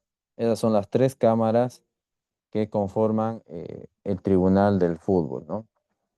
Principalmente el Tribunal del Fútbol tiene competencia para resolver los conflictos de la FIFA con las diferentes federaciones. ¿Qué sucedería en el caso de que no exista conformidad con una decisión adoptada por el Tribunal del Fútbol? Si este fuera el caso, se podría acudir al TAS, ¿no? Al TAS o CAS, que le llaman por sus siglas, ¿no? Tribunal de Arbitraje Deportivo, o por su sigla en francés, que es la Corte de Arbitraje Deportivo, ¿no? Eh, este tribunal está reconocido por la FIFA como el Tribunal de Apelaciones. Es un tribunal de arbitraje deportivo. Eso quiere decir que no es exclusivo el TAS, no es exclusivo de aquellas cuestiones relacionadas con el fútbol. El TAS, por ejemplo, termina siendo muy importante en ocasión de los Juegos Olímpicos, ¿no? Donde el TAS, por ejemplo, siempre que se desarrollan los Juegos Olímpicos, termina constituyendo tribunales ad hoc, es decir, tribunales especiales en el país donde se desarrollan los Juegos Olímpicos, que pueden llegar a resolver las controversias inclusive en el plazo de 24 o 48 horas. ¿Por qué es más conveniente? También hay que verlo así. ¿Por qué la FIFA siempre trata de impedir que las federaciones acudan a los tribunales ordinarios? Porque la práctica del fútbol es una práctica, podríamos decir, muy activa y muy intensa, ¿no? Y sobre todo si hablamos, por ejemplo, de una competición como los Juegos Olímpicos, donde las decisiones, las impugnaciones, ¿no? Las sanciones requieren, ¿no? Por la agilidad en la organización de estos juegos, por el ámbito competitivo, una solución pronta. Con lo cual, acudir a un tribunal ordinario, imagínense, puede llegar la decisión de aquí a 1 o 2 años. Y esto no condice con la práctica deportiva. En cambio, si el TAS lleva sus tribunales ad hoc y los constituye en el país, por ejemplo, en los últimos Juegos de París, digamos, ¿no? Constituye el TAS un tribunal ad hoc especial para los Juegos Olímpicos, entonces estos pueden resolver cualquier impugnación en el plazo de 24 o 48 horas que son más apropiadas para estos Juegos, ¿no? Entonces hay que verlo también por el lado de la conveniencia, ¿no? La práctica deportiva no puede sufrir a su vez prácticas jurisdiccionales muy dilatorias. Y como bien sabemos todos acá, la justicia dilata demasiado la solución de controversias, por supuesto debido a la carga procesal que tiene, ¿no? Entonces, la justicia ordinaria no es la más idónea tampoco para resolver estas cuestiones. Y el TAS además está conformado por profesionales conocedores del derecho laboral, del derecho deportivo, con lo cual también de alguna manera se garantiza la especialización, ¿no? No es lo mismo que un juez ordinario resuelva una cuestión deportiva como lo haría un juez deportivo, ¿no? Así como en la vía ordinaria, un juez civil que ve estos casos todos los días, por supuesto que va a ser mucho mejor en temas civiles que un juez laboral, un juez penal, ¿no? Entonces, tiene que ver con estas cuestiones, ¿no? Los tribunales deportivos son los más idóneos, por supuesto, para resolver cuestiones deportivas. Ahora bien, imagínense cómo ha sido la trascendencia del Tribunal del Fútbol, ¿no? Que el Tribunal del Fútbol, que está previsto en el artículo 54 de los estatutos de la FIFA, imagínense, ha sido creado el año 2021 y en su primer año, solo en su primer año, resolvió 14.540 casos. Imagínense lo que es eso, ¿no? 14.540 casos en su primer año. Entonces, fíjense cómo es la trascendencia, ¿no? de los conflictos que se llevan ante este tribunal. Es muy importante comprender esto. Pero algo que no habíamos señalado, bueno, en realidad estábamos en eso, ¿no? Hay una serie de principios también que se aplican a los tribunales del fútbol, ¿no? Por ejemplo, está el principio pro competitione, así como hay el principio pro homine, pro actione, ¿no? En materia constitucional. En materia deportiva está el principio pro competitione, ¿no? Que es un principio del derecho deportivo disciplinario que hace que la competición sea, digamos, un bien jurídico preferente, ¿no? Con lo cual todo tribunal ante quien se plantea una cuestión deportiva debe siempre preservar el normal desarrollo de las competiciones, evitando, fíjense, mecanismos legales por las cuales, por ejemplo, un club pueda obtener ventajas deportivas, ¿no? Pero en mesa, como se dice, y no en el campo, no en cancha, ¿no? Entonces, ha habido muchas críticas desde la doctrina del derecho deportivo a esto, que se siente que el principio pro competición ha sido muy maltratado, ¿no? Donde a veces en mesa, ¿no? El fútbol mesa, como les decía ayer, está el fútbol, que es la práctica deportiva, y al derecho deportivo coloquialmente a veces se lo conoce como el fútbol mesa, ¿no? El fútbol que se juega en los escritorios. En mesa se han conseguido ciertas ventajas, ¿no? Pero el principio pro competición debe ser tomado más en cuenta, es decir, siempre precautelar que además porque es saludable y de eso se trata la actividad deportiva, los premios, los campeonatos, la competitividad esté siempre en el campo, ¿no? Preferentemente que en los escritorios.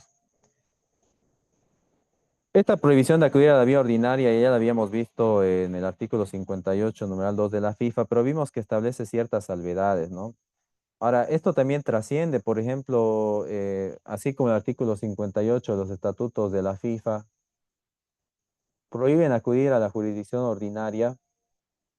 También podríamos ver que la Conmebol, que es un reflejo al final de los estatutos de la FIFA, también prevé en su artículo 7 una disposición semejante.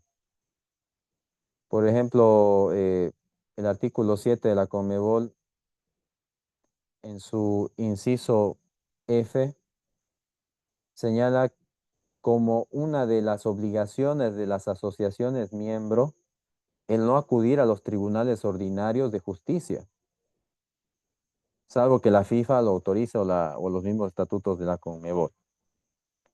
En el artículo 11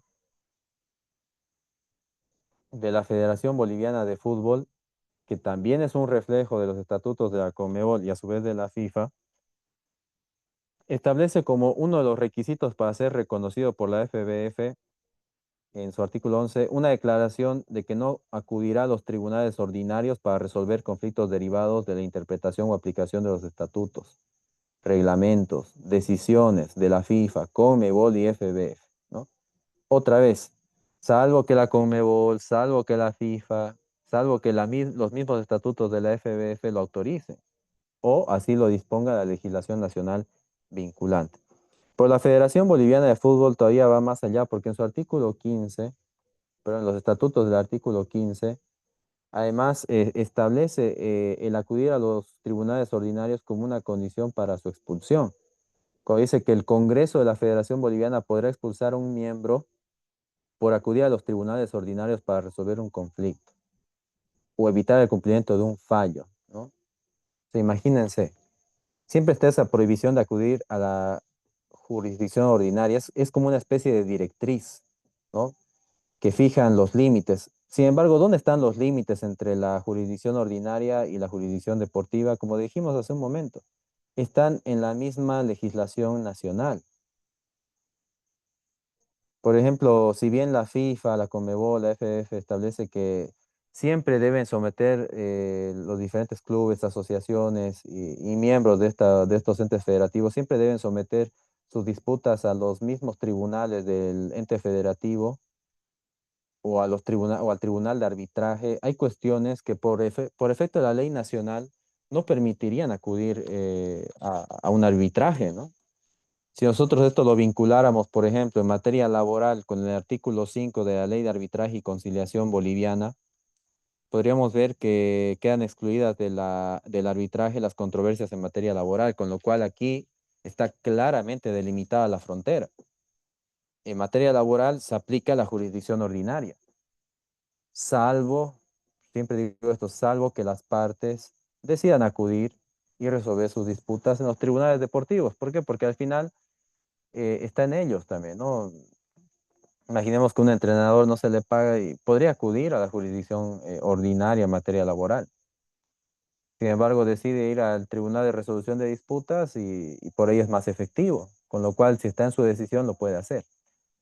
Pero no es una competencia privativa, ¿no?, de los tribunales del fútbol en materia laboral, por lo menos no en Bolivia, que tiene una naturaleza pública, una naturaleza social. Es una obligación del Estado, ¿no?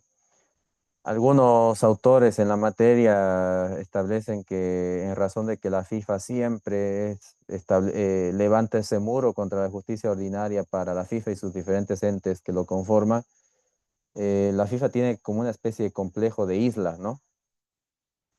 Un complejo de isla, de aislamiento en realidad, ¿no? Donde trata de que todas sus controversias siempre se resuelvan en el seno de sus propias instancias, ¿no? Y hay casos emblemáticos, ¿no? Por ejemplo, hay un caso muy antiguo, ¿no? Donde un club francés, el Olympique, había sido sancionado por la UEFA de quedar excluido de la Copa de Europa del año 93-94. El Olympique acude ante los tribunales jurisdiccionales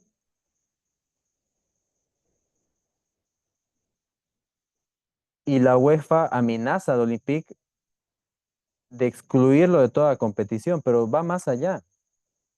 La UEFA proyecta sus amenazas a la Federación Francesa de Fútbol, amenazando con excluir a todos los clubes de la Federación Francesa. Entonces, fíjense la forma de presión que ejerce la UEFA, ¿no? En este caso, con lo que, a pesar que el Olympique había planteado en la jurisdicción ordinaria su controversia contra la UEFA, eh, estaba pendiente de decisión esta decisión de revocar la expulsión. El Olympique decide desistir. ¿Y por qué desiste? Precisamente por la presión que había ejercido la UEFA sobre la Federación de Fútbol Francesa, que proyecta también sus amenazas sobre el propio club. Por eso les digo, al final, el instrumento que utiliza la FIFA y todos los entes federativos principalmente es la amenaza. En sus mismos estatutos y sus códigos disciplinarios lo señala, ¿no? La amenaza de expulsión, la amenaza de desafiliación, la amenaza de imponer multas económicas. Si no se pagan las multas, lo propio, expulsión, suspensión, etcétera, ¿no? Entonces, siempre la amenaza es el instrumento principal de los entes federativos. Algunos entienden que esta es una expresión de su debilidad, ¿no? Sin embargo, podríamos decir que más que debilidad, la fuerza de la FIFA, de la Conmebol, de la Federación Boliviana está en sus asociaciones que la conforman, ¿no?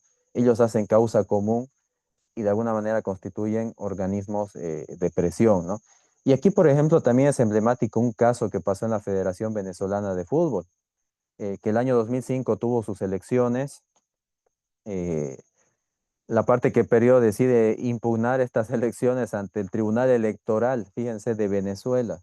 No acude a los tribunales deportivos, va al Tribunal Electoral de Venezuela. El Tribunal Electoral de Venezuela decide dejar sin efecto las elecciones y aquí aparece la amenaza de la FIFA de expulsar a la Federación Venezolana de Fútbol. Llega el caso al Tribunal Constitucional, al Tribunal Supremo de Justicia de Venezuela y el Tribunal Supremo de Justicia decide que no es competente. ¿Por qué? Porque una expulsión de la Federación Venezolana de Fútbol supondría una afectación del interés público que tiene el Estado en la representación, en la práctica del deporte. Imagínense, entonces, muchas veces se dice también que la FIFA tiene un poder que no se ve, ¿no? Pese a ser un ente de orden privado. Entonces, fíjense cómo también, así como la jurisdicción ordinaria puede imponer sus decisiones frente a la jurisdicción deportiva, a veces la jurisdicción deportiva termina siendo más influyente que la jurisdicción ordinaria, al punto que lleva a muchos clubes, a muchos jugadores, a muchos entes federativos a desistir de sus acciones cuando se plantean en la vía ordinaria, ¿no? Es lo que pasó recientemente con Royal Party, que hubo mucha presión al respecto, ¿no? Para acudir a la jurisdicción ordinaria. Entonces, más allá de que estemos de acuerdo o no con la prohibición de acudir a la jurisdicción ordinaria, lo cierto es lo que les decía, ¿no? Que la lenta respuesta a los tribunales ordinarios por su carga procesal, ¿no? eh, Tal vez no es la justicia más idónea para estos casos, siendo más idónea la justicia deportiva en razón de estar más adecuada a la inmediatez del fenómeno deportivo, ¿no? A la inmediatez de la actividad deportiva y a la especialización sobre todo. Ahora, si hablamos del TAS, CAS por sus siglas, puede ser TAS, puede ser CAS, Corte de Arbitraje Deportivo, Tribunal de Arbitraje Deportivo, debemos entender lo siguiente. El Tribunal de Arbitraje Deportivo constituye el principal ente de apelaciones en materia deportiva, ¿no? De tal manera que todas las decisiones que se tomen tanto en el seno de la FIFA como de las diferentes federaciones miembro, siempre van a ir en grado de apelación al Tribunal de Arbitraje Deportivo. Recientemente recuerdo un caso de Destroyers, ¿no? El Club Destroyers que había sido descendido por decisión del Congreso de la Federación Boliviana de Fútbol, agota todas las instancias y finalmente va al Tribunal de Arbitraje Deportivo. ¿Para qué? Para que lo asciendan prácticamente en mesa, ¿no? Al Club Destroyer de Santa Cruz. Y el Tribunal de Arbitraje Deportivo decide no admitir la apelación, ¿no? Entonces, ¿qué podría suceder? Que si nosotros vemos los órganos al interior de la Federación Boliviana de Fútbol, si estamos ante un conflicto, por ejemplo, el pago de una indemnización entre un jugador y un club, ¿ante quién se va a llevar este conflicto? Ante el Tribunal de Resolución de Disputas de la Federación Boliviana de Fútbol. No estamos conformes con esa decisión, tenemos el Tribunal Superior de Apelaciones de la Federación Boliviana de Fútbol. No estamos conformes con esa decisión, lo que decía, no voy a acudir a la FIFA. El Tribunal de Apelaciones va a ser el TAS. Entonces es ahí a donde se llega en materia de apelaciones y las decisiones que adopte este tribunal van a tener carácter definitivo, ¿sí? Entonces, en materia de fútbol, el TAS es el máximo tribunal ante quien llegan todas las disputas deportivas en grado de apelación. Se establece un requisito de admisión, además, ¿no? La FIFA lo establece en sus estatutos, la Conmebol lo establece en sus estatutos, la Federación Boliviana de Fútbol también, que toda controversia, es decir, todo asociado, todo miembro de estas federaciones, deben someterse al TAS, con lo cual firman una especie de cláusula arbitral, podríamos decir, desde el momento en el que forman parte de los entes federativos. Por eso es que cuando la Federación Boliviana de Fútbol establece los requisitos para ser admitido, que en los estatutos se contemplen diferentes renuncias, una de ellas precisamente es la que contempla el artículo 11, numeral cuarto, cuando señala que debe existir una renuncia expresa, perdón, el artículo 11, numeral 2, inciso G, que en los estatutos de los diferentes miembros que piden su afiliación a la FBF, señala que debe contener una declaración que reconoce al Tribunal de Arbitraje de la FBF y al Tribunal de Arbitraje Deportivo de la USANA como el Tribunal de Apelaciones. Entonces, es un sometimiento al TAS prácticamente. Si hablamos de la Confederación Sudamericana de Fútbol, bueno, como todo ente federativo, ¿no? Prácticamente podríamos decir que sus estatutos son un reflejo de los estatutos de la FIFA. La Conmebol es una asociación civil. Bueno, aquí hay un error, ¿no? Dice C en Zurich. No, en Zurich está la FIFA. La Conmebol, la Confederación Sudamericana de Fútbol, tiene su sede en Luque, cerca de Asunción, Paraguay. Está conformada como asociación civil de acuerdo a la ley paraguaya. También termina siendo transnacional, dado que aglutina a todas las confederaciones de fútbol de Sudamérica. Obviamente sus idiomas oficiales son el español, el portugués. Tiene a su cargo la organización del fútbol en toda Sudamérica. Y esto marca también su ámbito de competencia, ¿no? Así como la FIFA, ¿no? La Conmebol contempla como federaciones miembro una federación por país. Así como el estatuto de la FIFA incluye una cláusula de prohibición de acudir a la justicia ordinaria. Establece las causales de expulsión, la principal, cualquier federación que sea desafiliada de la FIFA automáticamente quedará desafiliada de la Conmebol. Establece también una serie de órganos, entre ellos el Congreso, como la FIFA, el Consejo, al igual que la FIFA, un Consejo de Urgencia, la Presidencia, las diferentes comisiones que conforman la Conmebol, una de ellas la Comisión de Competiciones, que es la que se encarga de la organización, en este caso la Copa Sudamericana, la Copa Libertadores, pero también tiene sus órganos jurisdiccionales. En el caso de la Conmebol, como lo tenía antiguamente la FIFA, no tiene un tribunal del fútbol, ¿no? Sino como lo tenía antes la FIFA, tiene tres comisiones. La comisión disciplinaria que se encarga de las reglas del juego y de aplicar sanciones a todos los miembros de las confederaciones de las federaciones que no acaten o no cumplan los estatutos. La comisión de ética que norma su comportamiento y la comisión de apelaciones que es un órgano de revisión o de impugnación de aquellas decisiones tomadas por la comisión disciplinaria y la comisión de ética. Así como sucede con la FIFA, todas las cuestiones resueltas por los órganos de decisión de la Conmebol en grado de apelación necesariamente tienen que ir ante el Tribunal de Arbitraje Deportivo. Entonces, como pueden ver, los estatutos de la Conmebol igual son un reflejo, ¿no? Y aquí se manifiesta eso que tantas veces estamos repitiendo, que es esa organización piramidal que tienen, ¿no? Las diferentes asociaciones. El artículo 62 de los estatutos de la Conmebol señala que la Conmebol reconoce la jurisdicción del Tribunal de Arbitraje Deportivo con sede en Lausana, precisamente para resolver las disputas una vez que se hubiesen agotado todas las vías internas en el seno de la Conmebol. Entonces, vean que el TAS va a resolver cuestiones de la FIFA, cuestiones de la Conmebol, finalmente, y cuestiones también de la Federación Boliviana de Fútbol. Directamente la apelación es ante ese tribunal de arbitraje. Esa es la forma entonces en la que funcionan, ¿no? Los órganos jurisdiccionales, si se quiere.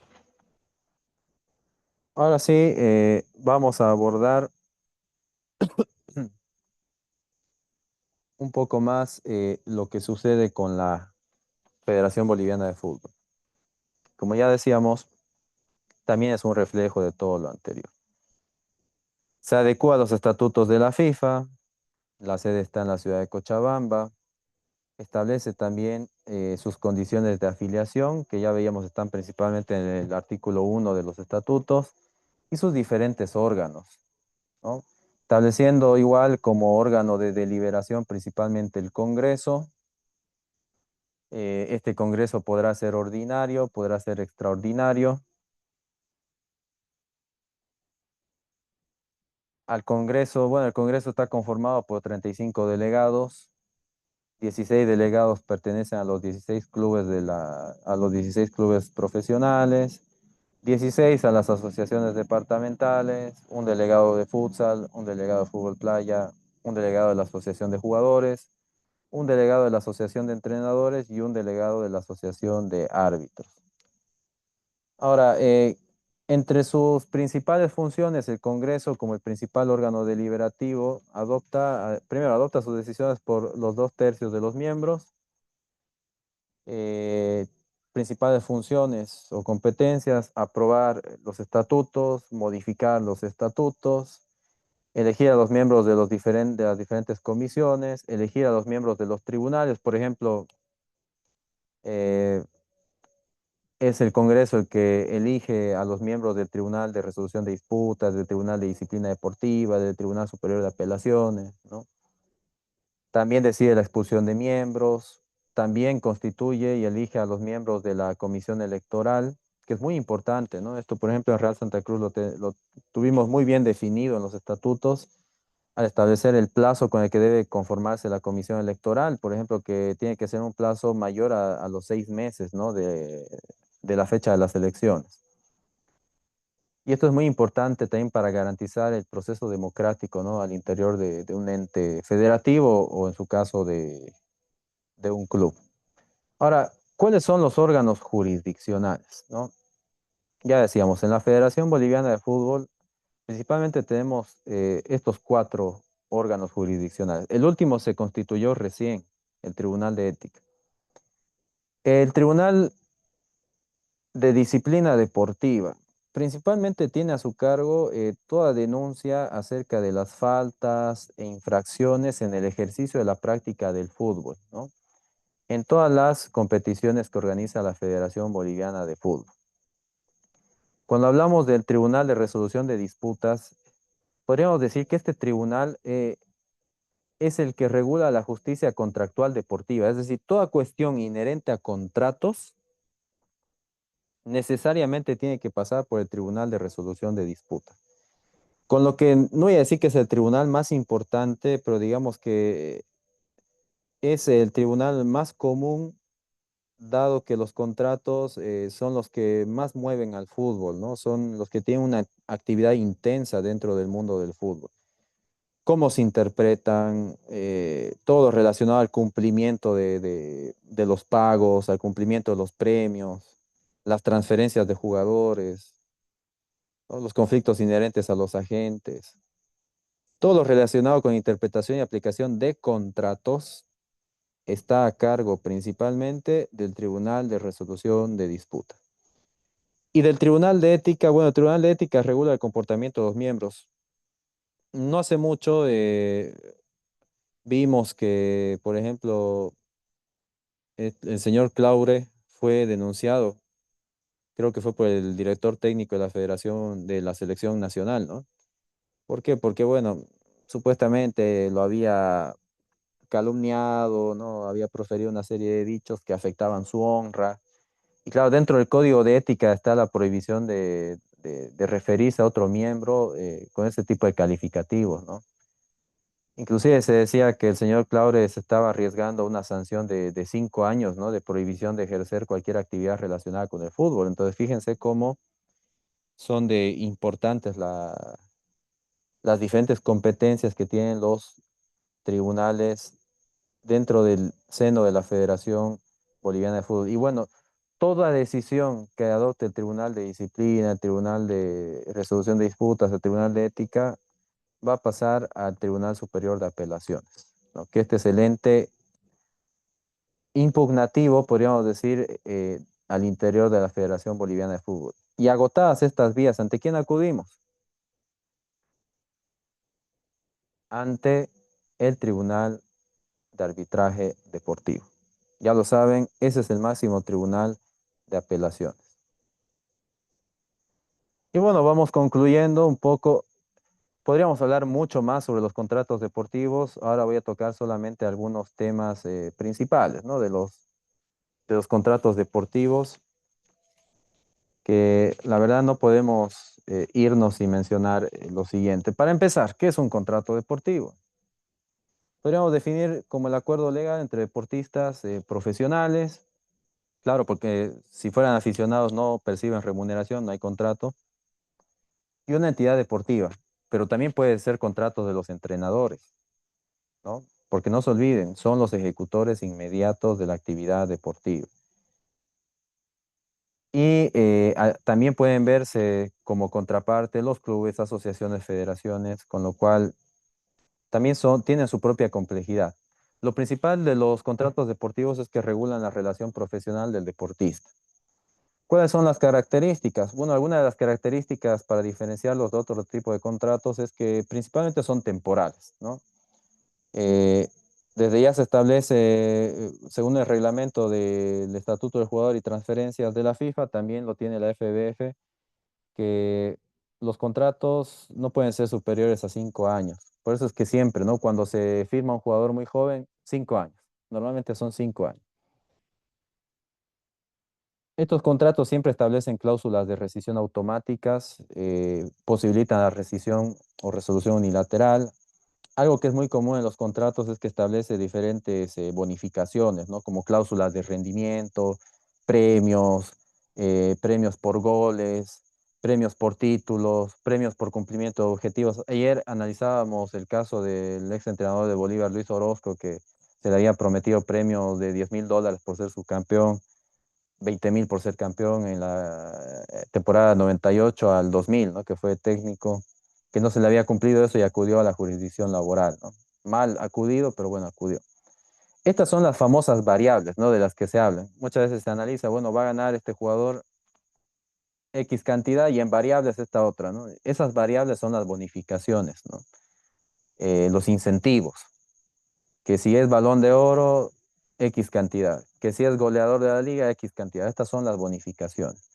Por eso se dice también que los contratos son híbridos, así como lo es el derecho deportivo en general. ¿Por qué? Porque tiene cuestiones de derecho laboral, cuestiones de derecho comercial, cuestiones deportivas, ¿no? Y no olviden, esas bonificaciones, premios no tienen contenido laboral en Bolivia. Estas son liberalidades que se deben resolver normalmente en la justicia deportiva.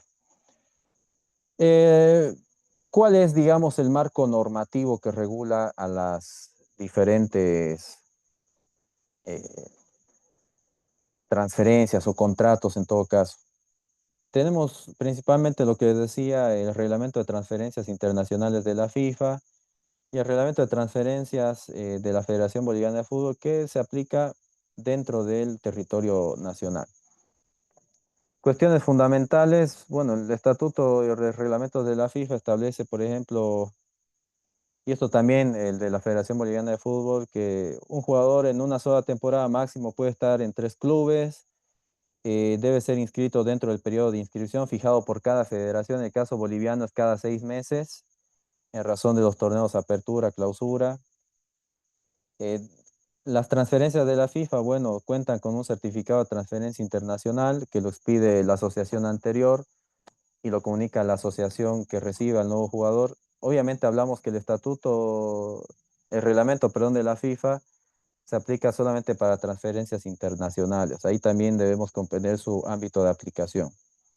En relación con los préstamos, ¿qué señala? Bueno, que el contrato de préstamo o de cesión debe ser suscrito principalmente por el club cedente, el club cesionario y el jugador.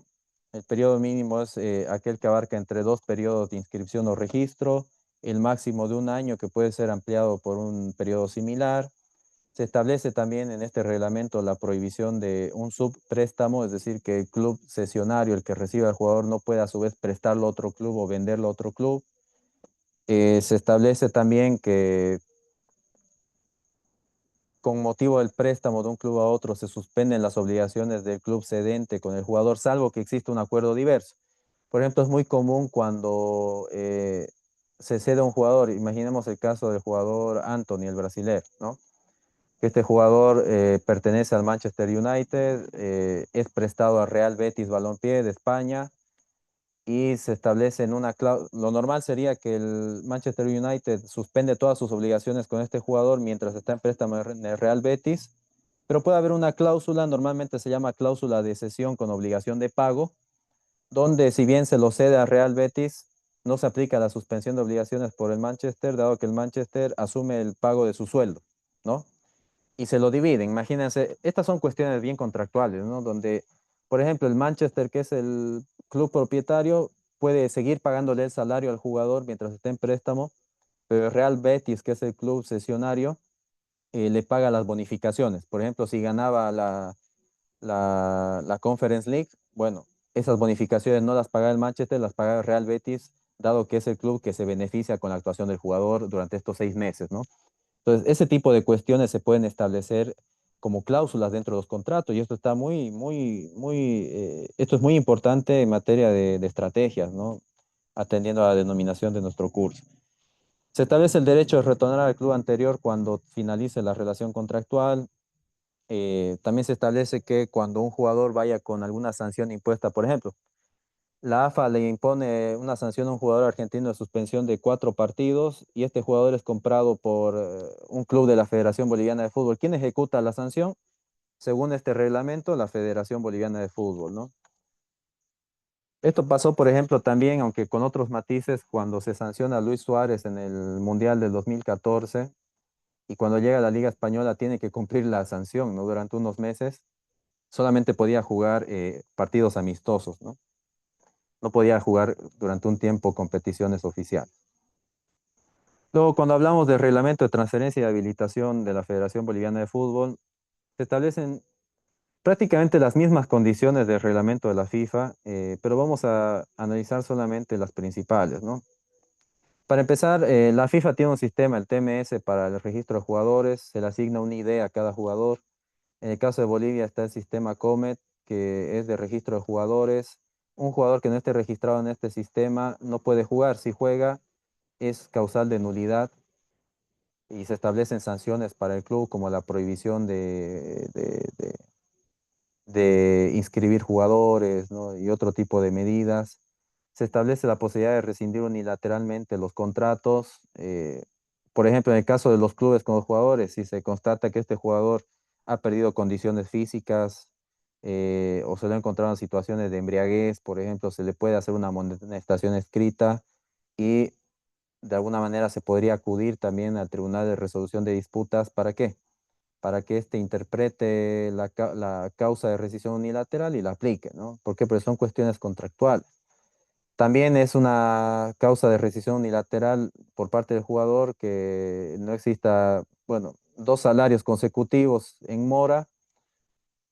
Si bien el jugador previamente debe constituir en mora al club, dándole 15 días para que cumpla con el pago, posteriormente puede acudir al Tribunal de Resolución de Disputas. ¿Para qué?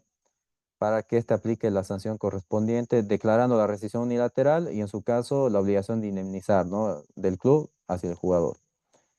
La duración de los contratos, como decíamos, puede ser mínimo 6 meses, máximo 5 años. Si un club quiere negociar con otro, y esto está también en el reglamento de la FIFA, puede negociar libremente, ¿sí? Un club con el jugador que pertenezca a otro club, siempre que esté, bueno, dentro de los 6 meses anteriores al cumplimiento del contrato, ¿no? Todo club es libre. Por eso, por ejemplo, en muchos casos también internacionales, ¿no? Existe esto recientemente se hablaba, ¿no? De que Cristiano Ronaldo ya podría negociar con otro club, ¿no? ¿Por qué? Porque precisamente su contrato termina, si no me equivoco, el 30 de junio, ¿no? Con lo cual ahorita él puede negociar con cualquier club. Aunque esté con el Al-Nassr, puede negociar con cualquier club. Pero si se negocia antes de los 6 meses, también por una cuestión de buena fe, de buenas prácticas, se impone la obligación de que el club que quiere negociar con un jugador que pertenece a otro, necesariamente le haga una comunicación escrita a este club de que está negociando, ¿no? Para que este club apruebe o no la negociación. Si omite esta comunicación escrita, podría pagar, por lo menos según el reglamento de transferencia de la FBF, la suma de $5.000, ¿no? Como sanción. Por otro lado, bueno, se establece la competencia del Tribunal de Resolución de Disputas, como ya lo decíamos, y esto lo podemos ver prácticamente en el artículo 11, lo tienen en su pantalla, del reglamento de transferencia de jugadores de la federación. ¿Qué dice? ¿No? El Tribunal de Resolución de Disputas es la instancia para considerar y resolver los conflictos derivados de interpretación, aplicación y cumplimiento de los contratos deportivos suscritos y las obligaciones pendientes entre un club, un jugador, un entrenador o miembro del cuerpo técnico a nivel nacional. No tiene competencia en hechos relacionados con faltas deportivas, técnicas o infracciones a las reglas del juego. ¿Por qué? Porque esto es competencia del Tribunal de Disciplina Deportiva. Ahora, si hablamos del comportamiento o de la ética de los miembros, será el Tribunal de Ética, ¿no? Cada uno tiene su propia competencia. Bueno, y aquí para ir terminando, tenemos un ejemplo, ¿no? Una resolución que dictó el año 2021 el Tribunal de Resolución de Disputas sancionando al Club San José, ¿no? Aquí lo voy a leer, ¿no? Que el 9 de enero el Tribunal sancionó al Club San José con la pérdida de 3 puntos por no pagar al jugador Carlos Saucedo y al director técnico Eduardo Villegas, ¿no? Que el 30 de enero de 2021 el Tribunal Superior de Apelación, apelan ellos, determina la suspensión de la ejecución seguido por el director técnico. Y más adelante dice, ¿no? Que en obrados consta que el Club San José ha incumplido los acuerdos con el jugador y con el director técnico, que el 22 de junio de 2021 el Tribunal Superior de Apelación, de conformidad al artículo 90 del Código Disciplinario, sancionó al Club San José con la pérdida de 6 puntos de la tabla valorativa por incumplimiento de la segunda combinatoria y que a la fecha el Club San José directamente no pagó, ¿no? Correspondientes. Y considerando el artículo 90, finalmente sanciona al Club San José con la pérdida de categoría, ¿no? Y con esto enterraron al Club San José. Ahora tenemos a Gualberto Villarruel San José, ¿no? Bien, he tratado de abarcar de modo muy general. Esto, por supuesto, se podría profundizar mucho más, pero tómenlo como un curso introductorio. Yo le agradezco a CENEFCO por la invitación y a todos los asistentes, ¿no? Les agradezco por su participación. Para mí ha sido absolutamente un gusto.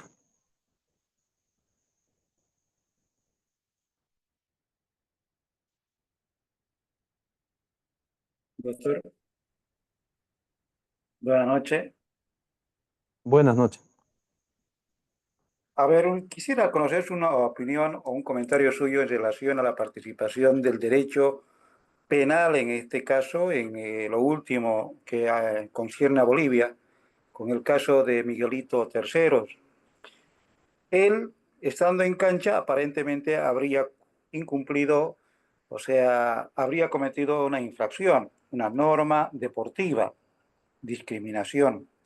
Paralelamente, también habría, en este caso, incurrido, habría actuado, había sido imputado inmediatamente, en este caso, por la justicia brasilera. Y para el extremo se conoce la detención, el arresto inmediato al deportista por la policía brasileña. Esta, esta doble sanción, en este caso, doble procesamiento, uno casi de inmediato con la policía y otro luego por el Tribunal Deportivo de Brasil, que hasta ahora continúa en todo caso para su resolución. Pero la sanción penal por la justicia ordinaria o por la policía brasileña de forma, digamos, precautoria, ¿se podría decir que es justo o injusto? Muchas gracias por la pregunta en primer lugar. Mire, hacer una valoración de que sea justo o injusto, bueno, habría que conocer el hecho concretamente, ¿no? Que solo lo sabe el jugador, que en este caso Miguel Terceros, y el jugador brasileño que alega haber sufrido un insulto discriminativo. Pero, desde el punto, si lo analizamos objetivamente, ¿no? Que entiendo que iba dirigida la pregunta, debemos pensar en lo siguiente. Hace un momento decíamos, ¿no? La justicia deportiva establece límites para aplicar sanciones en el ámbito estrictamente deportivo, pero no es ajena a aquellas cuestiones que, por una cuestión de supremacía constitucional o jerarquía de normas, sea atribuible a los organismos, o perdón, a los órganos jurisdiccionales públicos de los estados. Si es materia penal, esto jamás, como en materia laboral, como en materia administrativa, jamás podría ser ámbito de competencia de los tribunales deportivos, ¿no? Porque estamos ante un delito, estamos ante la comisión o la presunta comisión de un delito. Entonces, eh, es prácticamente posible, ¿sí? Y viable que exista una sanción penal que solo la pueden aplicar los tribunales ordinarios, en este caso por un hecho de discriminación, y paralelamente en la justicia deportiva. ¿Por qué? Porque los actos de discriminación van en contra de los diferentes estatutos de la FIFA, Conmebol, en el caso de nuestra Federación Boliviana y seguro también en el caso de los estatutos de la Confederación Brasileña de Fútbol. Entonces, es prácticamente viable. Pareciera un doble juzgamiento, pero es que cada tribunal, cada órgano lo hace en el propio ámbito de sus competencias. Si es materia penal, siempre va a ser competencia de los tribunales ordinarios. Gracias. Buenas noches, doctor. ¿Puedo hacer una consultita, por favor? Claro que sí.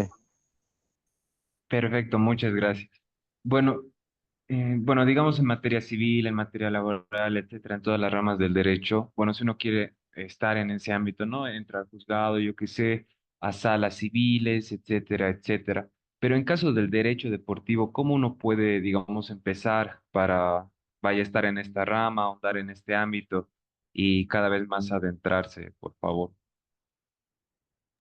Bueno, yo no puedo hablar desde mi experiencia. El contacto que yo he podido tener con el derecho deportivo ha sido a través de un club, ¿no? Entonces, esa es la manera. Yo creo que esa es la forma idónea. ¿Por qué? Porque desde ya el comprender cómo se organiza internamente un club eh, implica ver muchas cuestiones deportivas, ¿no?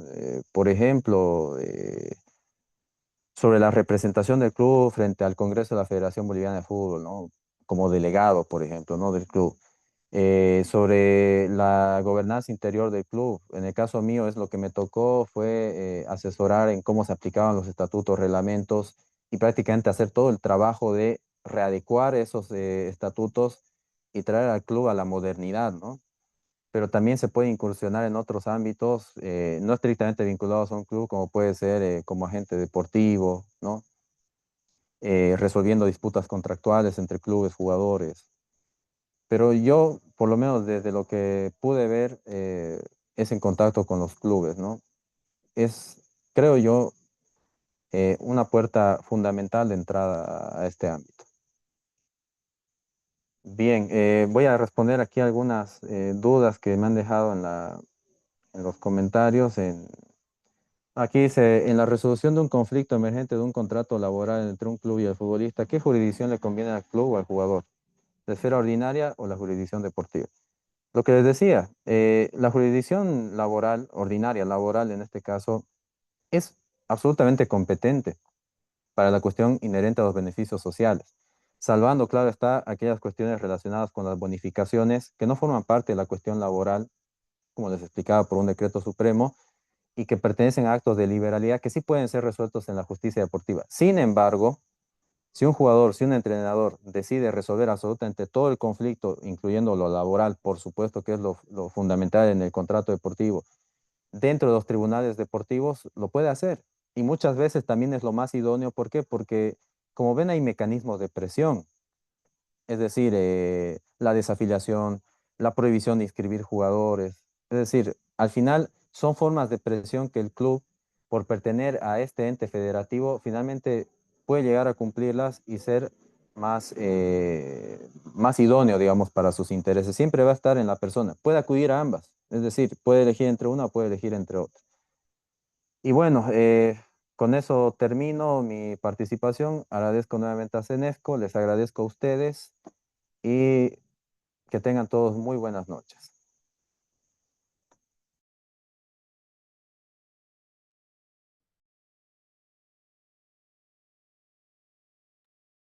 Doctor, ¿se Muy puede buenas hacer noches, todavía una doctor. pregunta?